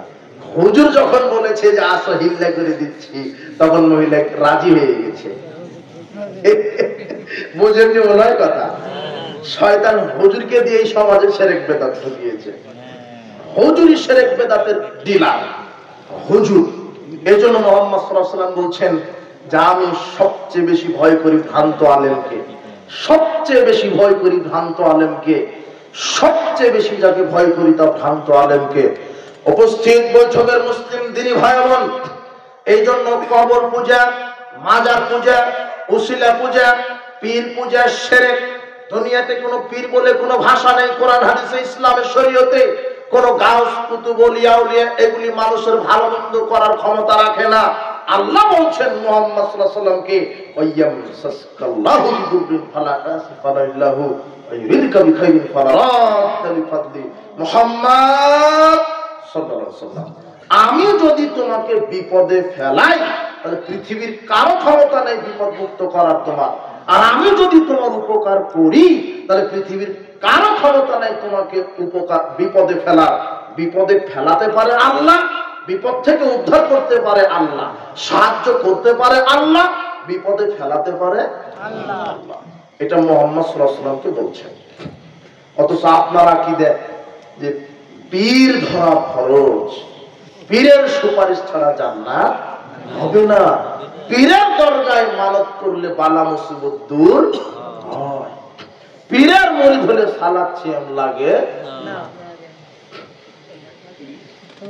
এই যত পীর আছে পাক ভারত উপমহাদেশে, এরা হলো মানে মারফতের নামে অনুপ্রবেশ ঘটেছে। কথা বুঝেছেন?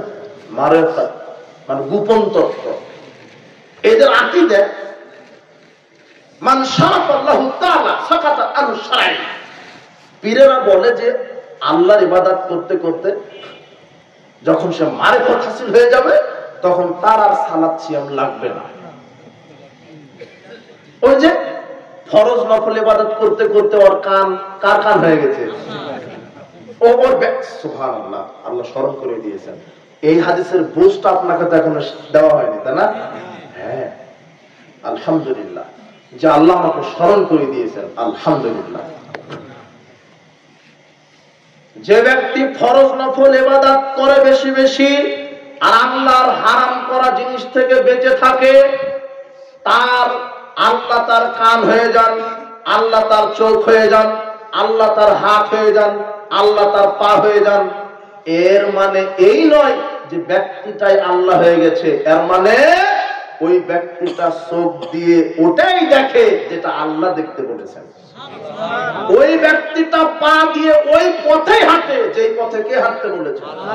ওই ব্যক্তিটা হাত দিয়ে সেটাই ধরে যেটা কে ধরতে বলেছেন। বুঝেছেন? এটা হলো সাহাবীদের বুঝ। কথা বুঝেছেন কি? এটাই হলো বুঝ। কিন্তু এই হাদিসটা আপনাকে ইবারত করে বলছে এই যে পীর সাহেব কে হয়ে গেছে। তোমার লালন ভক্তরা সেদিন ওই যে কি অফিসে ওটা সংবাদ সম্মেলনে বলছে যে কোন মন্ত্রীকে বলছে যে আমাদের এই লালন মাজারে যদি গাঁজা না দেওয়া হয় তাহলে 30 জন লোকও থাকবে।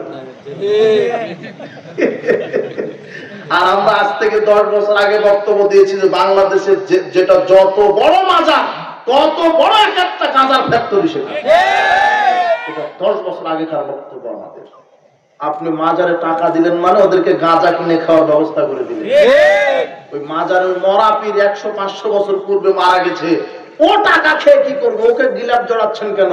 গিলাপ তো বিধবা শীত কাতরুতে এমন ব্যক্তির গায়ের উপরে, জীবিত মানুষের উপরে গিলাপটা জড়িয়ে দেন, জান্নাত ওয়াজিব হয়ে যাবে। আপনি মরা পীরকে আগরবাতি জ্বালাচ্ছেন কেন? কবরে কি? ও মাজারে কি? ওই মাজারে 1 টাকা দান করছেন কেন? রিক্সা চালক বলছে যে পীরের দরগাতে টাকা দান করে গাড়ি অ্যাক্সিডেন্ট হবে না। আশ্চর্য কথা। বলছে যে পীরের দরগাতে তোমার এই যে এই ভ্রান্ত এই যে নেতা সুর বদমাশ দুর্নীতিবাদ রাষ্ট্রের কোটি কোটি টাকা চুরি করে আর ওরা কি দেয়? চুরি যতই করি খাজা বাবা পার করে দিবে। আর চুরি যত টাকা বেশি মাজারে দান করার পাওয়ারও তত বেশি। এই এক শ্রেণীর সুর লম্পট বদমাশ দুর্নীতিবাদের টাকাতেই বাংলাদেশের মাজারগুলি জীবিত আছে। টাকা নিয়ে গরু খাসি নিয়ে চলে যায়। শোনেন, গরু খাসি বহু দূরের কথা, শোনেন মোরগ হাঁস বহু দূরের কথা, শোনেন কচকচে 500 টাকা 5000 টাকা বহু দূরের কথা। মুহাম্মদ সাল্লাল্লাহু আলাইহি ওয়াসাল্লাম বলছেন, শোনো, দাখালা রাজুলুন নারা ফি জুবাবিন দাখালা রাজুলুন জান্নাতা ফি জুবাবিন। এই সাহাবীগণ, বাইহাকির 7343 নম্বর হাদিস। রাসূল সাল্লাল্লাহু আলাইহি ওয়াসাল্লাম বলছেন, শোনো এই সাহাবীগণ, একজন ব্যক্তিকে আল্লাহ মাছের কারণে জান্নাত দিয়েছে, আরেকজন ব্যক্তিকে আল্লাহ মাছের কারণে জাহান্নাম দিয়েছে। সাহাবীরা বলছেন, কাইফা যাকা, কিভাবে সম্ভব? মাছের কারণে জান্নাত জাহান্নাম হয় কি করে? তখন মুহাম্মদ সাল্লাল্লাহু আলাইহি ওয়াসাল্লাম বলছেন, মাররা রাজুলানে মুসলিমানে আলা কওমিন, দুজন ব্যক্তি একটা এলাকার পাশ দিয়ে যাচ্ছিল। সেই এলাকার কিছু খানকা পাগড়ি টুপিওয়ালা হুজুরেরা একটা মূর্তি, একটা খানকা মাজার তৈরি করেছে, করে বলছে, কররিবাল ইসলামিনা কুরবানান, এই আমাদের এই মাজারে কিছু কুরবানি করো, না হলে যেতে দিব না। একজন বলছে, আমার কাছে তো কিছুই নেই, আমি কি দিব? তখন এই হুজুর বলছে, লাউকুনতা তুবাবা, যদি একটা মাছিও থাকে মাজারে খানকায় মানব কর। লোকটা বলছে, আখারা দুবাবা, খুব কষ্ট করে একটা মাছি ধরলেন, ধরে খানকাতে মানব করলেন, দিলেন। দাখালান নার ফালকাহু আলা সানাম, লোকটা একটা মাছি ধরে মাজারের সামনে দিলেন। কি দিলেন? একটা মাছি। মুহাম্মদ সাল্লাল্লাহু আলাইহি ওয়াসাল্লাম বললেন, দাখালান নার, আল্লাহ তাকে জাহান্নামে প্রবেশ করিয়ে দিলেন। দ্বিতীয় ব্যক্তিকে বলছেন, তুমি দাও। লোকটা বলছে, কি বলছেন?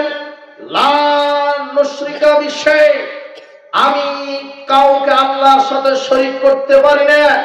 এই মাজার খানকা পীর ওলি আউলিয়া জীবিত হোক মরা হোক এ আমার কি উপকার করতে পারে, আমার বিপদ দিতে পারে আল্লাহ, বিপদ উদ্ধার করতে পারে আল্লাহ, আমার হায়াতের মালিক আল্লাহ, আমার মৃত্যুর মালিক আল্লাহ, সন্তান দিতে পারে আল্লাহ, নাও দিতে পারে আল্লাহ, সব ছেলে দিতে পারে আল্লাহ, মেয়ে দিতে পারে আল্লাহ, ছেলে মেয়ে উভয় দিতে পারে আল্লাহ, কাউকে কিছুই নাও দিতে পারে আল্লাহ।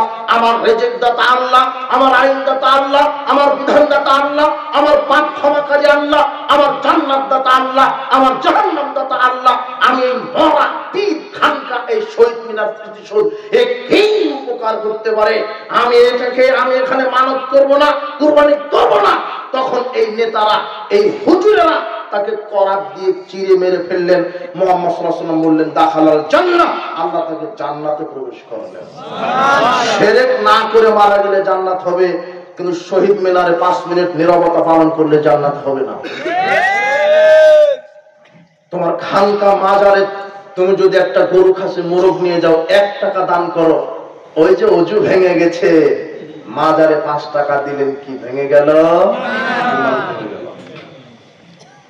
এখানে আর একটা কথা আপনাকে বলেনি যে 2টা ছেলে আপনার, দুজনেই পরীক্ষার্থী। একজন বলছে আব্বু পরীক্ষা দিব না, ব্যবসা করবো, পরীক্ষা দিয়ে ডিগ্রি নেওয়ার দরকার নেই। আর একজন বলছে যে আব্বু আমার পরিপূর্ণ প্রস্তুতি আছে, রাত জেগে পড়াশোনা করেছি, আমার পরিপূর্ণ প্রস্তুতি আছে, রাত জেগে পড়াশোনা করেছি, আমি ভালো রেজাল্ট করে বড় চাকরি করব। তো যেই ছেলেটা পরীক্ষা দিলই না, সে কি ফেল না পাস? ফেল। এখন যেই ছেলে বলছে যে আব্বু আমার পরিপূর্ণ প্রস্তুতি আছে, দিন রাত পড়াশোনা করে পরীক্ষা দেওয়ার পরেও ফেল, বলেন তো আফসোস কার বেশি? কথা বুঝেননি না? এই যে খানকা মাজার পূজারি আর এই বেদাতিরা, এরা বিচার মাঠে আমল করেও ফেল করবে। এরা কথা বুঝেছেন? সালাত আদায় করছে কিন্তু রাসূলের তরিকায় হচ্ছে না। হজ করতে গেছে কাবা ঘরে, তাবিজ কোমরে বেঁধে, তাবিজ কোমরে আছে, তাবিজ নিয়েছে আবার এই নিয়তেই যে পীর সাহেব হজে যাবো, আসবো, কোনো যেন বিপদ না হয়। তাবিজে জ্ঞানে হজ তো বহুদূরের কথা, ও মুসলমানই হতে পারেনি এখন। দলিল মুসনাদ আহমদ 17458 নম্বর হাদিস। আকবালা ইলাইহি রাহাতুল্লাহ নবী সাল্লাল্লাহু আলাইহি ওয়াসাল্লাম, 10 জন ব্যক্তি মুহাম্মদ সাল্লাল্লাহু আলাইহি ওয়াসাল্লামের কাছে আসলেন ইসলাম কবুল করবেন বলে। কয়জন? 9 জন। ফাবায়া তিসআতান ওয়াসাকা 9 দিন, 9 জনকে বায়াত দিলেন আর একজনকে বায়াত দিলেন না। সাহাবীরা উল্লেখ করলেন, ইয়া রাসূলুল্লাহ বায়াত তিসআতান তারাক্তাহা, আপনি 9 জনকে ইসলাম কবুল করে দিলেন আর একজনকে কবুল করালেন না কেন? তখন মুহাম্মদ সাল্লাল্লাহু আলাইহি ওয়াসাল্লাম বললেন, ইন্না আলাইহি তামিমা, এই ব্যক্তির শরীরের ভিতরে তাবিজ আছে, তাই তাকে আমি ইসলাম কবুল করালাম না। শোনার সাথে সাথে ইন্নাহু ইয়াদাহু ফায়াদাহু ফাকাতাহা, লোকটা শরীরের ভিতরে হাত ঢুকিয়ে তাবিজ ছেড়ে ফেলে দিলেন। ফাবায়াহু, এরপরে মুহাম্মদ সাল্লাল্লাহু আলাইহি ওয়াসাল্লাম তাকে ইসলাম কবুল করিয়ে দিলেন। তারপরে মুহাম্মদ সাল্লাল্লাহু আলাইহি ওয়াসাল্লাম বললেন, মান আলাকা তামিমা ফাকাত আশরাকা, যে ব্যক্তি তাবিজ ঝুলালো, যে ব্যক্তি তাবিজ ঝুলালো সে শিরক করলো। শোনেন, তাবিজ শরীরে থাকা অবস্থায় মুসলমানই হতে পারে না, সে জায়গাতে আপনার মসজিদের হুজুর তাবিজের ব্যবসা করে, আবার ইমামতিও করে। যে হুজুর তাবিজ বিক্রি করে সেই হুজুরের পিছনে সালাত হবে না। যেই হুজুর বিশ্বাস করে মুহাম্মদ সাল্লাল্লাহু আলাইহি ওয়াসাল্লাম নূরের তৈরি, তার পিছনে সালাত হবে না। যেই হুজুর বিশ্বাস করে মুহাম্মদ সাল্লাল্লাহু আলাইহি ওয়াসাল্লাম হায়াতুন নবী, জিন্দা নবী, তিনি মারা যাননি, তার পিছনে সালাত হবে না। যেই হুজুর বিশ্বাস করে মুহাম্মদ সাল্লাল্লাহু আলাইহি ওয়াসাল্লাম গায়েব জানে, তার পিছনে সালাত হবে না। যেই হুজুর বিশ্বাস করে আল্লাহ সর্বত্র বিরাজমান সত্তাগতভাবে, তার পিছনে সালাত হবে না। যেই হুজুর বিশ্বাস করে আল্লাহ নিরাকার, তার পিছনে সালাত হবে না। যেই হুজুর বিশ্বাস করে পীর ধরা ফরজ, তার পিছনে সালাত হবে না। যেই হুজুর বিশ্বাস করে তাবিজ ঝুলানো ঠিক আছে, এর পিছনে সালাত হবে না। যেই হুজুর তাবিজ ব্যবসা করে, তার পিছনে সালাত হবে না। যেই হুজুর বিশ্বাস করে যে পীরের মুরিদ হলে জান্নাতে যাওয়া যায়, এই হুজুরের পিছনে সালাত হবে না। যেই হুজুর বিশ্বাস করে পীর সাহেব বালা মুসিবত দূর করতে পারে, এর পিছনে সালাত হবে না। যেই হুজুর বিশ্বাস করে খানকা, মাজার, ওলি, আউলিয়া, গাউস, কুতুব এগুলি পূজা করা যায়, এর পিছনে সালাত হবে না। যেই হুজুর বিশ্বাস করে দরগায় মানত করলে বালা মুসিবত কেটে যায়, এই হুজুরের পিছনে সালাত হবে না। কেন? এরা হলো মুশরিক হুজুর। এজন্যই আল্লাহ বলছেন ওয়ামা ইউমিনু আকসারুহুম বিল্লাহ ইল্লা হুম মুশরিকুন, অধিকাংশ মানুষ ঈমান আনার পরেও মুশরিক।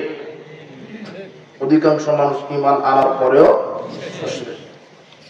উপস্থিত বৈঠকের মুসলিম দিনী ভাই বোন, মাজারে মোরগ খাসি তো বহুদূরের কথা, 1 টাকা, 1 টাকা বহুদূরের কথা, একটা চাউল, বুঝেননি মনে হয় কথা। সাবধান, সাবধান। পীর, ওলি, আউলিয়া, গাউস, কুতুব, জিনা, বিচার মাঠে পীর সাহেব বিপদে থাকবে। বিচার মাঠে পীর সাহেব বিপদে থাকবে, দেখেন আপনিও বিপদে থাকবেন। সূরা বাকারার 165, 63, 67 খুব খেয়াল করেন। আল্লাহ বলছেন ওয়ামিনান নাসি মাইয়াত্তাখিযু মিন দুনিল্লাহি আনদাদা ইউহিব্বুনাহুম কাহুব্বিল্লাহ, মানুষের মধ্যে অনেক মানুষ আছে আল্লাহকে ভালোবাসার মতোই পীর, ওলিয়া, আউলিয়াকেও ভালোবাসে। যাদেরকে আপনি ভালোবাসছেন আল্লাহ ভালোবাসার মতো, বিচারের মাঠে এরা যখন তার মুরিদদেরকে দেখবে, সম্পর্ক ছিন্ন করবে, তখন মুরিদেরা বলবে লাউ আন্না লানা কাররাতান ফানাতাবাররা মিনহুম কামা তাবাররাউ মিন্না, আল্লাহ দুনিয়াতে আরেকবার যদি আমাদেরকে পাঠিয়ে দাও, এইবারে আর পীর ধরবো না। ভুল করেছি, ভুল করেছি, আর পীর ধরবো না, আর বড় নেতা ধরবো না, আর কোন মাধ্যম ধরবো না, সরাসরি তোমার কাছে দোয়া করবো, সরাসরি তোমার নামে মানত করবো। কথা বুঝেন নেব না? এই আয়াতগুলি পড়বেন। সূরা ফুরকান 25 নম্বর সূরা 25, 26, 27, 28 এই আয়াত। আল্লাহ বলছেন ইয়াউমা ইয়াদু যালিমু আলা ইয়াদাইহি, সেদিন জালেমেরা 2 হাত কামড়াবে। কয় হাত? 2 হাত। ইয়াকুলু ইয়া লাইতানি ইত্তাখাযতু মা রাসূলিস সাবিলা, বলবে আহা যদি রাসূলের তরিকায় চলতাম। আফসোস করবার বলবে ইয়া লাইতানি, আফসোস, আহা হায় আফসোস।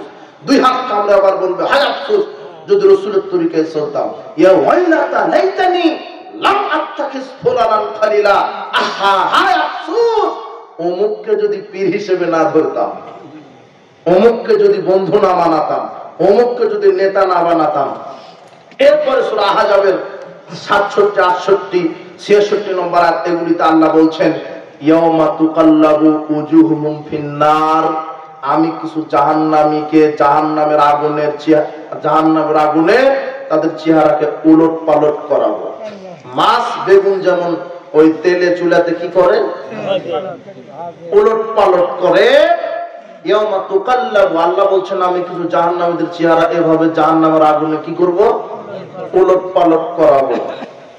তখন তারা বলবে ইয়াকুলুনা ইয়া লাইতানা আতা'না আল্লাহ ওয়া আতা'না রাসূলা, আহা হায় আফসোস যদি রাসূলের ইত্তেবা করতাম আর আল্লাহর ইত্তেবা করতাম। আহা হায় আফসোস আমরা যদি বড় আকাবিরদের অনুসরণ না করতাম কতই না ভালো হতো। আল্লাহ তুমি এদেরকে গজব দাও, লানত করো, এদেরকে দ্বিগুণ শাস্তি দাও, এদের উপর শতগুণ শাস্তি দাও। এইভাবে মুরিদের আল্লাহর কাছে ফরিয়াদ করবে। সেদিন ফরিয়াদ করে কোনো লাভ হবে না। আয়াতগুলি স্মরণে রাখবেন। বলছিলাম উপস্থিত বৈঠকের মুসলিম দিনী ভাই বোন, আপনাকে যেটা বোঝাতে চাচ্ছি যে আকীদাকে সঠিক করতে হবে। আকীদা যদি শুদ্ধ না হয় তাহলে বেশি বেশি সালাত, বেশি বেশি সিয়াম, বেশি বেশি হজ করার পরেও ধনুক থেকে কি বের হয়ে গেছে? মনে আছে না হাদিসটা? ওইভাবে আপনার ঈমানটা কি হয়ে যাবে? আপনার হজ, যাকাত, তাহাজ্জুদ বিচারের মাঠে কাজে দিবে যদি আকীদার ভিতরে শিরক থাকে। আমাদের দেশের অধিকাংশ মানুষের আকীদা আল্লাহ নিরাকার, অথচ আল্লাহর আকার আছে। কোরআন মাজিদে আপনি খুলে দেখেন সূরা সাদ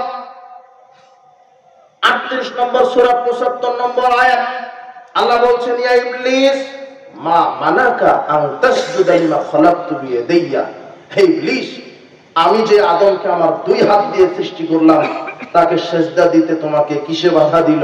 আল্লাহর কয় হাত? কই নিরাকার? এরপরে নূহ আলাইহিস সালামকে বলছেন সূরা হুদের 37 আয়াতে, ওয়াসনাইল ফুলকা বিআয়ুনিনা, নূহ তুমি আমার চোখের সামনে নৌকা তৈরি করো। আল্লাহর কি আছে? সূরা কলম 68 নম্বর সূরা 42-43 আয়াতে আল্লাহ বলছেন, ইয়াওমা ইয়াকশাফু আন সাকিউ ওয়া ইদউনা ইলা সুজুদে ফালা ইস্তাতিউন। আল্লাহ বিচার মাঠে আল্লাহ তার পায়ের নলা প্রকাশ করবেন। কি? বুখারী 4199 নম্বর হাদিসে বলছেন, যাতে করে মুমিন নারী পুরুষ তাকে কি দিতে পারে? সেজদা দিতে পারে। বিচার মাঠে আল্লাহ কি প্রকাশ করবেন? পায়ের নলা।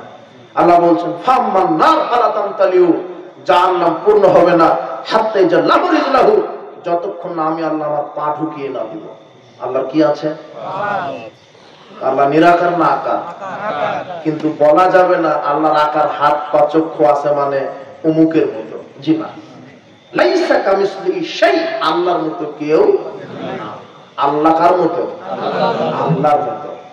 আল্লাহর হাত তার মতো যেমন তার মতো শোভা পায়, আল্লাহর চোখ তার মতোই যেমন তার মতো শোভা পায়, আল্লাহর পা তার মতো যেমন তার মতো শোভা পায়। কিন্তু বলা যাবে না আল্লাহর পা এইরকম, কারো সাথে তুলনা দেওয়া যাবে না। এটা সঠিক আকীদা। যারা বলছে আল্লাহ সর্বত্র বিরাজমান, এটা শিরকি কুফরি আকীদা। আল্লাহ সর্বত্র বিরাজমান নন। আর রহমান আলাল আরশি ইস্তাওয়া, রহমান দয়াময়, তিনি আরশে সমুন্নত। কোথায়? তার জ্ঞান, তার শক্তি সর্বত্র আছে। তিনি সপ্তম আকাশের উপর আরশে আছেন মানে অধিক অন্ধকার আর কুয়াশার কারণে আমাদেরকে দেখতে পাচ্ছেন না, তাই না? তার মানে তার দৃষ্টি এখানে, কিন্তু তিনি সত্তাগত ভাবে কোথায় সমুন্নত? আরশে। কথা বুঝেছেন? দুঃখ লাগে তখন যখন তোমার হুজুর বলে যে আমি 36 বছর থেকে মুসলিম পড়াই, বুখারী পড়াই, 60 বছর ধরে মুসলিম পড়াই, কিন্তু মুসলিমেই হাদিস আছে হুজুর কালো চশমা পড়েছে তাই হাদিস দেখতে পায় না। কি হাদিস আছে? 556 নম্বর হাদিস সহিহ মুসলিমের। মুয়াবিয়া বিন হাকাম আস-সুলামি তিনি বলছেন, ইয়া রাসূলুল্লাহ, কান আপনি জারিয়াতুন, আমার একটা দাসী ছিল, তারা গানাম, আপনি কি বলে, উহুদ ওয়াল জাওয়ানিয়া, উহুদ এবং জাওয়ানি উপত্যকার মাঝে একটা চড়া খেতে আমার ওই দাসীটা আমার ছাগল চড়াতো। ইত্তালাতু দাতা ইয়াউমিন, আমি একদা উকি মেরে দেখি যে দেখি তো রাখাল ফাঁকি দিচ্ছে না ঠিক ঠিক চড়াচ্ছে। দেখি কাদ দাহাবাবি, আমি দেখলাম ইদা দাবু কাদ দাবু বিশাতিন মিন গানামিহা, আমি দেখলাম কি যে একটা ছাগলকে নেকড়ে বাঘ ধরে নিয়ে চলে গেল। আনা রাজুলুম মিন বনি আদম, ইয়া রাসূলুল্লাহ, আমি তো আদমের সন্তানই, আসাফু কামা ইয়াসিফুনা, আমি রাগান্বিত হই যেমন আদমের সন্তান রাগান্বিত হয়। আমি সাহাবী হয়েছি তো কি হয়েছে, বুঝুনি মনে কথা। আমি রাগান্বিত হয়ে সাকাতু সাকাতান, একটা চড় মেরেছি দাসীকে, 8-10 বছর বয়স, মহিলা, মেয়ে বাচ্চা, আমার দাসী, আমার ছাগল চড়ায়, চড় মেরেছি। তো চড় মেরে মনে মনে খুব কষ্ট পেলাম, আরে ছোট মানুষকে চড় মারলাম, ছাগল নিয়ে গেছে একটা ওই নেকড়ে, তো এটা তো তার ক্ষমতা নেই। তো আমি খুব অপরাধ মনে করলাম, ইয়া রাসূলুল্লাহ, আপনার কাছে আসলাম, আফালাউতিকুহা, আমি কি ওই দাসীকে ক্ষমায় একবারে মুক্ত করে দিলে কি পাপ ক্ষমা হবে? তখন তিনি বললেন, আতিন বিহা, দাসীকে আমার কাছে নিয়ে আসো। ফাতাইতু বিহা, আমি আর দাসীকে নিয়ে গেলাম। রাসূল সাল্লাল্লাহু আলাইহি ওয়াসাল্লামের সামনে যখন 8-9-10 বছরের ওই দাসী চলে আসলো, প্রথম তিনি আকীদা ঝালাই করে নিলেন। তিনি বললেন, এই মেয়ে বলো তো, আইনাল্লাহ, আল্লাহ কোথায়? তখন দাসী 8-9 বছরের মেয়ে বাচ্চা বলছে, ফিস সামা, আল্লাহ আছেন আকাশের উপরে। সুবহানাল্লাহ। তোমার এই 8-9 বছরের ছাগলের রাখাল জানে আল্লাহ আছে আকাশের উপরে, আর তোমার মুফতি বলছে যে আল্লাহ আছে টয়লেটে, মানে সব জায়গাতে। কথা বুঝেননি মনে হয়? আল্লাহ কোথায় সমুন্নত? দ্বিতীয় প্রশ্ন করলেন, মান আনা, এই বলো তো আমি কে? তখন দাসী বলছেন, আনতা রাসূলুল্লাহ, আপনি আল্লাহর রাসূল। সুবহানাল্লাহ। তখন মুহাম্মদ সাল্লাল্লাহু আলাইহি ওয়াসাল্লাম বলছেন, আতিনি বিহা, একে মুক্ত করে দাও, ফা ইন্নাহা মুমিনা, এই বাচ্চাটা মুমিনা। সুবহানাল্লাহ। আকীদা যদি ঠিক না হয় মুমিন হওয়া যায় না। আকীদাকে পরিষ্কার করেন, আল্লাহ সম্পর্কে আকীদাকে বিশুদ্ধ করেন, রাসূল সাল্লাল্লাহু আলাইহি ওয়াসাল্লাম সম্পর্কে আকীদা বিশুদ্ধ করেন।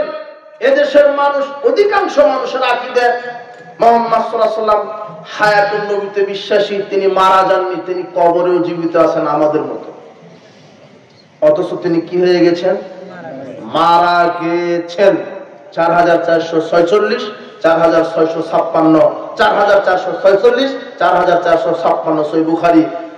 আয়েশা রাদিয়াল্লাহু তাআলা আনহা বলছেন, মাতান নবী সাল্লাল্লাহু আলাইহি ওয়াসাল্লাম ইন্নাহু মাইনা হাকিতানে ওয়া দাকিতানে, মুহাম্মদ সাল্লাল্লাহু আলাইহি ওয়াসাল্লাম আমার থুতনি এবং চিবুকের মাঝে এখানে মাথা দিয়ে তিনি মারা গেছেন।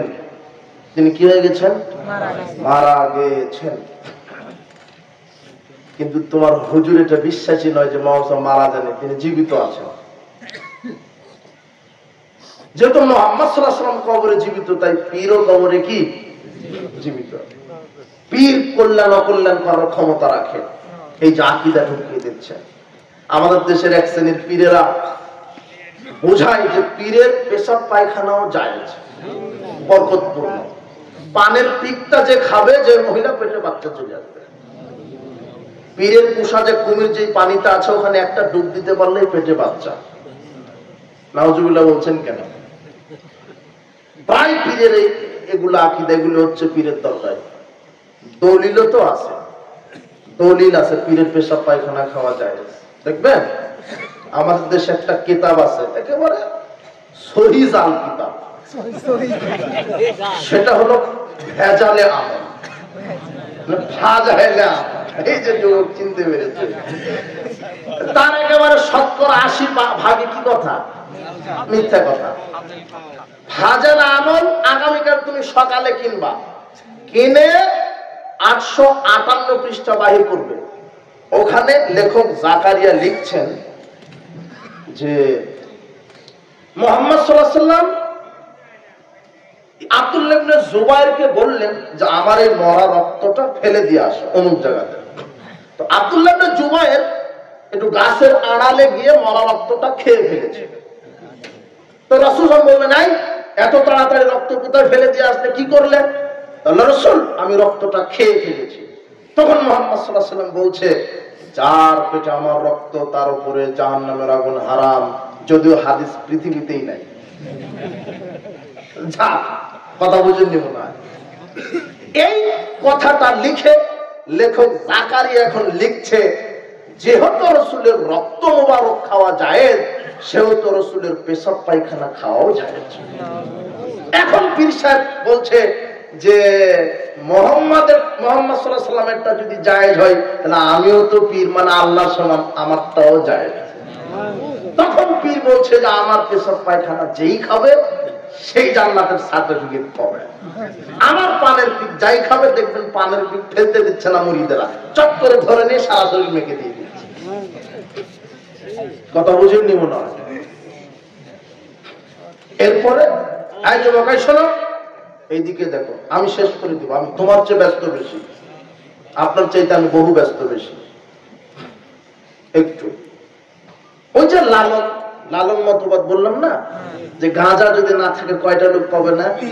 30টা। তো লালন ভক্তদের আকীদা, অনেক শিক্ষিত সমাজ আছে, এরা বলছে যে লালন গীতি না শুনলে তৃপ্তি হয় না।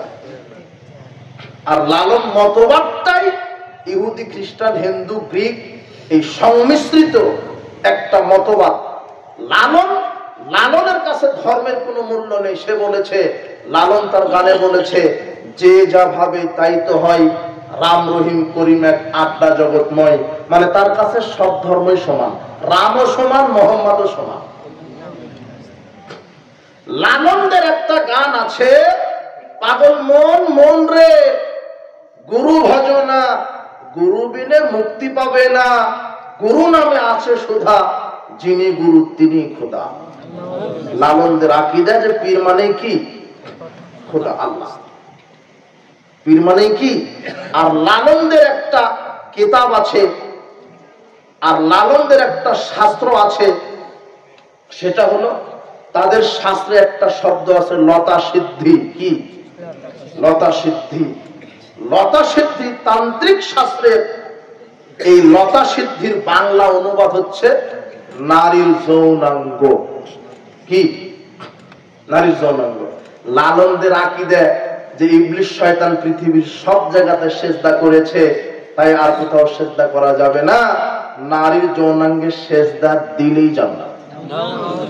তোমাকে বলবে কে এই কথা? বেটা পড়াশোনা করতে হয়, তুমি আগামীকালকে তদন্ত করবে লালন মতবাদ সম্পর্কে, মনে থাকবে না? তুমি তদন্ত করো, যাও কুষ্টিয়ার লালনে যাও, দেখবে যে নারী পুরুষ বাল বন্ধ করে দিয়ে একেবারে একাকার জিকির।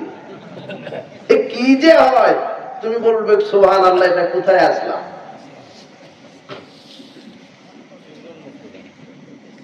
এই হলো লালন মতবাদ।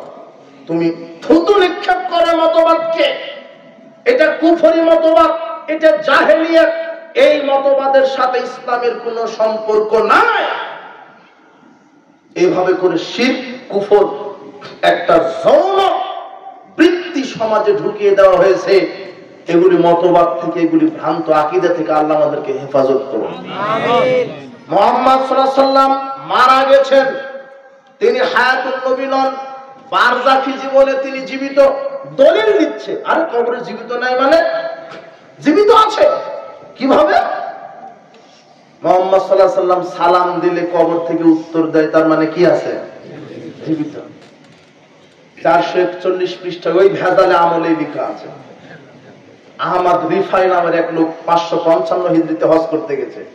হজ করতে গিয়ে রাসূলের সাল্লাল্লাহু আলাইহি ওয়াসাল্লামের কবরে গিয়ে বলছেন যে ইয়া রাসূলুল্লাহ, এতদিন আমি সেই পাকিস্তান থেকে আপনাকে ওই সালাম প্রেরণ করতাম, এখন সরাসরি এসেছি, হাতটা একটু বাইরে করে দেন। তখন মুহাম্মদ সাল্লাল্লাহু আলাইহি ওয়াসাল্লাম কবর থেকে হাত বাইরে করে দিয়েছে। ওখানে তো 90,000 দর্শক ছিল, তো ছিল আব্দুল কাদের জিলানীও নাকি ছিল। আপনার নাউজুবিল্লাহ বলছেন কেন? এটা একেবারে সহি ভেজালে কিতাব। সকালে তুমি পড়ো, সকালে বাহির করে পড়ো, তাহলে এই যে দেখেন হাত বাহির করে দিচ্ছে। আবু দাউদের 2041 নম্বর হাদিস, রাসূল সাল্লাল্লাহু আলাইহি ওয়াসাল্লাম বলছেন মা মিন মুসলিমিন ইউসাল্লিমু আলাইয়া, যে কোনো মুসলিম যখন আমার কাছে সালাম দেয়, ইল্লা রাদ্দাল্লাহু আলাইয়া রূহি, আল্লাহ আমার কাছে রূহটা ফেরত দেন, হাত্তা রুদ্দা আলাইহিস সালাম। আচ্ছা কেউ উঠবেন না, ঠিক আছে না? আমি শেষ করে দেব। এই যে যুবকেরা কাজ প্রোগ্রাম করেছে এবং মসজিদের জন্য, আসলে যারা সই আকীদা মানহাজ ফলো করছে এরা নির্যাতিত, এরা এমনকি পরিবার থেকে এরা বঞ্চিত হয়েছে। অনেক রিপোর্ট আমাদের কাছে আছে, পিতা মাতা এদেরকে ঠাঁই দেয়নি সই আকীদা মানহাজ গ্রহণ করার কারণে। স্বামী তার স্ত্রীকে তালাক দিয়েছে, এরকম রিপোর্ট আসে। বাপ তার ছেলেকে ত্যায্য পুত্র করেছে, এরকম রিপোর্ট আসে। জোরে আমিন বলার কারণে মসজিদ থেকে পিটিয়ে বাহির করে দিয়েছে, এরকম জাহেলিয়াত বাংলাদেশে আছে। মসজিদ পুড়িয়ে দিয়েছে, ভেঙে দিয়েছে। এই বেদাতীরা এত খারাপ, এরা যদি সুযোগ পায় এরা কাবা ঘরও ভেঙে দিবে। এরা কাবা ঘরে জোরে আমিন হয়, কথা বুঝেন না? কাবা ঘরে পায়ের সাথে পা মিলিয়ে সালাত আদায় হয়, কাবা ঘরে 12 তাকবীর ঈদের সালাত হয়। তো এরা সুযোগ পেলে কি ভেঙে দিবে? কাবা ঘর। এরা এত খারাপ, এরা মসজিদ ভেঙে দেয়, মাদ্রাসা ভেঙে দেয়, জোরে আমিন রাফালায় দেন করার কারণে নির্যাতন চালায়। আমি আহলে হাদিস ভাইদেরকে বলি ধৈর্য ধরুন। মুহাম্মদ সাল্লাল্লাহু আলাইহি সাল্লামের মাধ্যমে আল্লাহ বলে গেছেন কি? মুহাম্মদ সাল্লাল্লাহু আলাইহি সাল্লাম বলছেন, শোনো সাহাবীগণ, ইন্না মিন ওয়ারাইকুম জামানা সাবরিন লিল মুতামাসসিকি ফি আযুল 50 শাহিদাম মিনকুম। শেষ জামানার আমার এক শ্রেণীর উম্মতেরা কোরআন এবং সেই সুন্নাহর উপরে অটল থাকার কারণে, আমার একটা সুন্নাহ আমল করার কারণে তাদের উপরে জেল ফাঁসি হবে, শুলি হবে, মসজিদ মাদ্রাসা বন্ধ করবে, প্যান্ডেল বন্ধ করবে, প্যান্ডেল ভেঙে দিবে, থানায় কেস কাবারি করে হাদিসের প্রোগ্রাম বন্ধ করবে।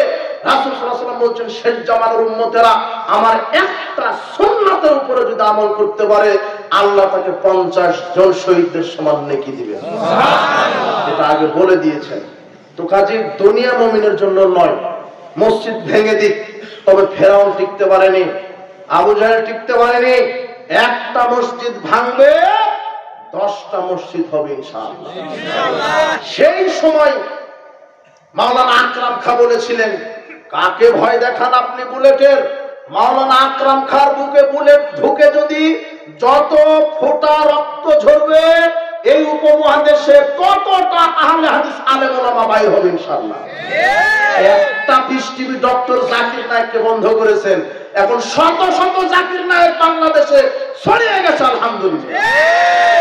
দাবায় দিতে পারবেন না, দাবায় দিতে পারবেন না।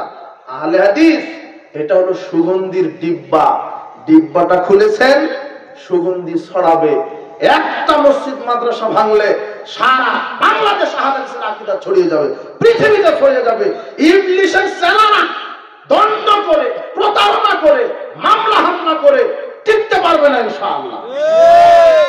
পিস টিভি বন্ধ করেছো হারামখোর, তুমি স্টার জলসা বন্ধ করেনি কেন? বেশ্যালয় বন্ধ করেনি কেন?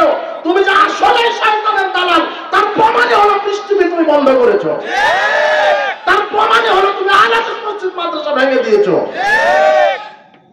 তুমি বেশ্যালয় ভাঙতে গেলে না, তুমি সাংস্কৃতিক অনুষ্ঠান ভাঙতে গেলে না কেন? আল্লাহ তোমাকে ওমরের মতো হেদায়েত দিক, না আবু জাহেলের মতো তোমাকে ধ্বংস করে দিক। তো আপনারা যাবেন না।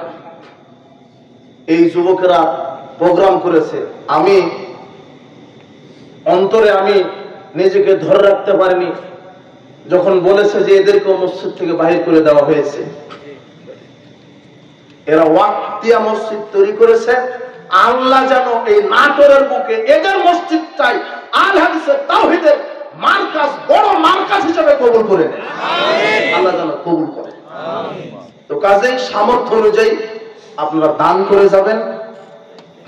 কোরআন সুন্নাহ মানলে বিপদ আসবে, কথাই ঠিক, কিন্তু মারা যাব তাও শিরক বিদআতের সাথে 1 সেকেন্ড আপোষ করব না, অটল থাকো। যাই হোক, তো যাও যুবকেরা যাও,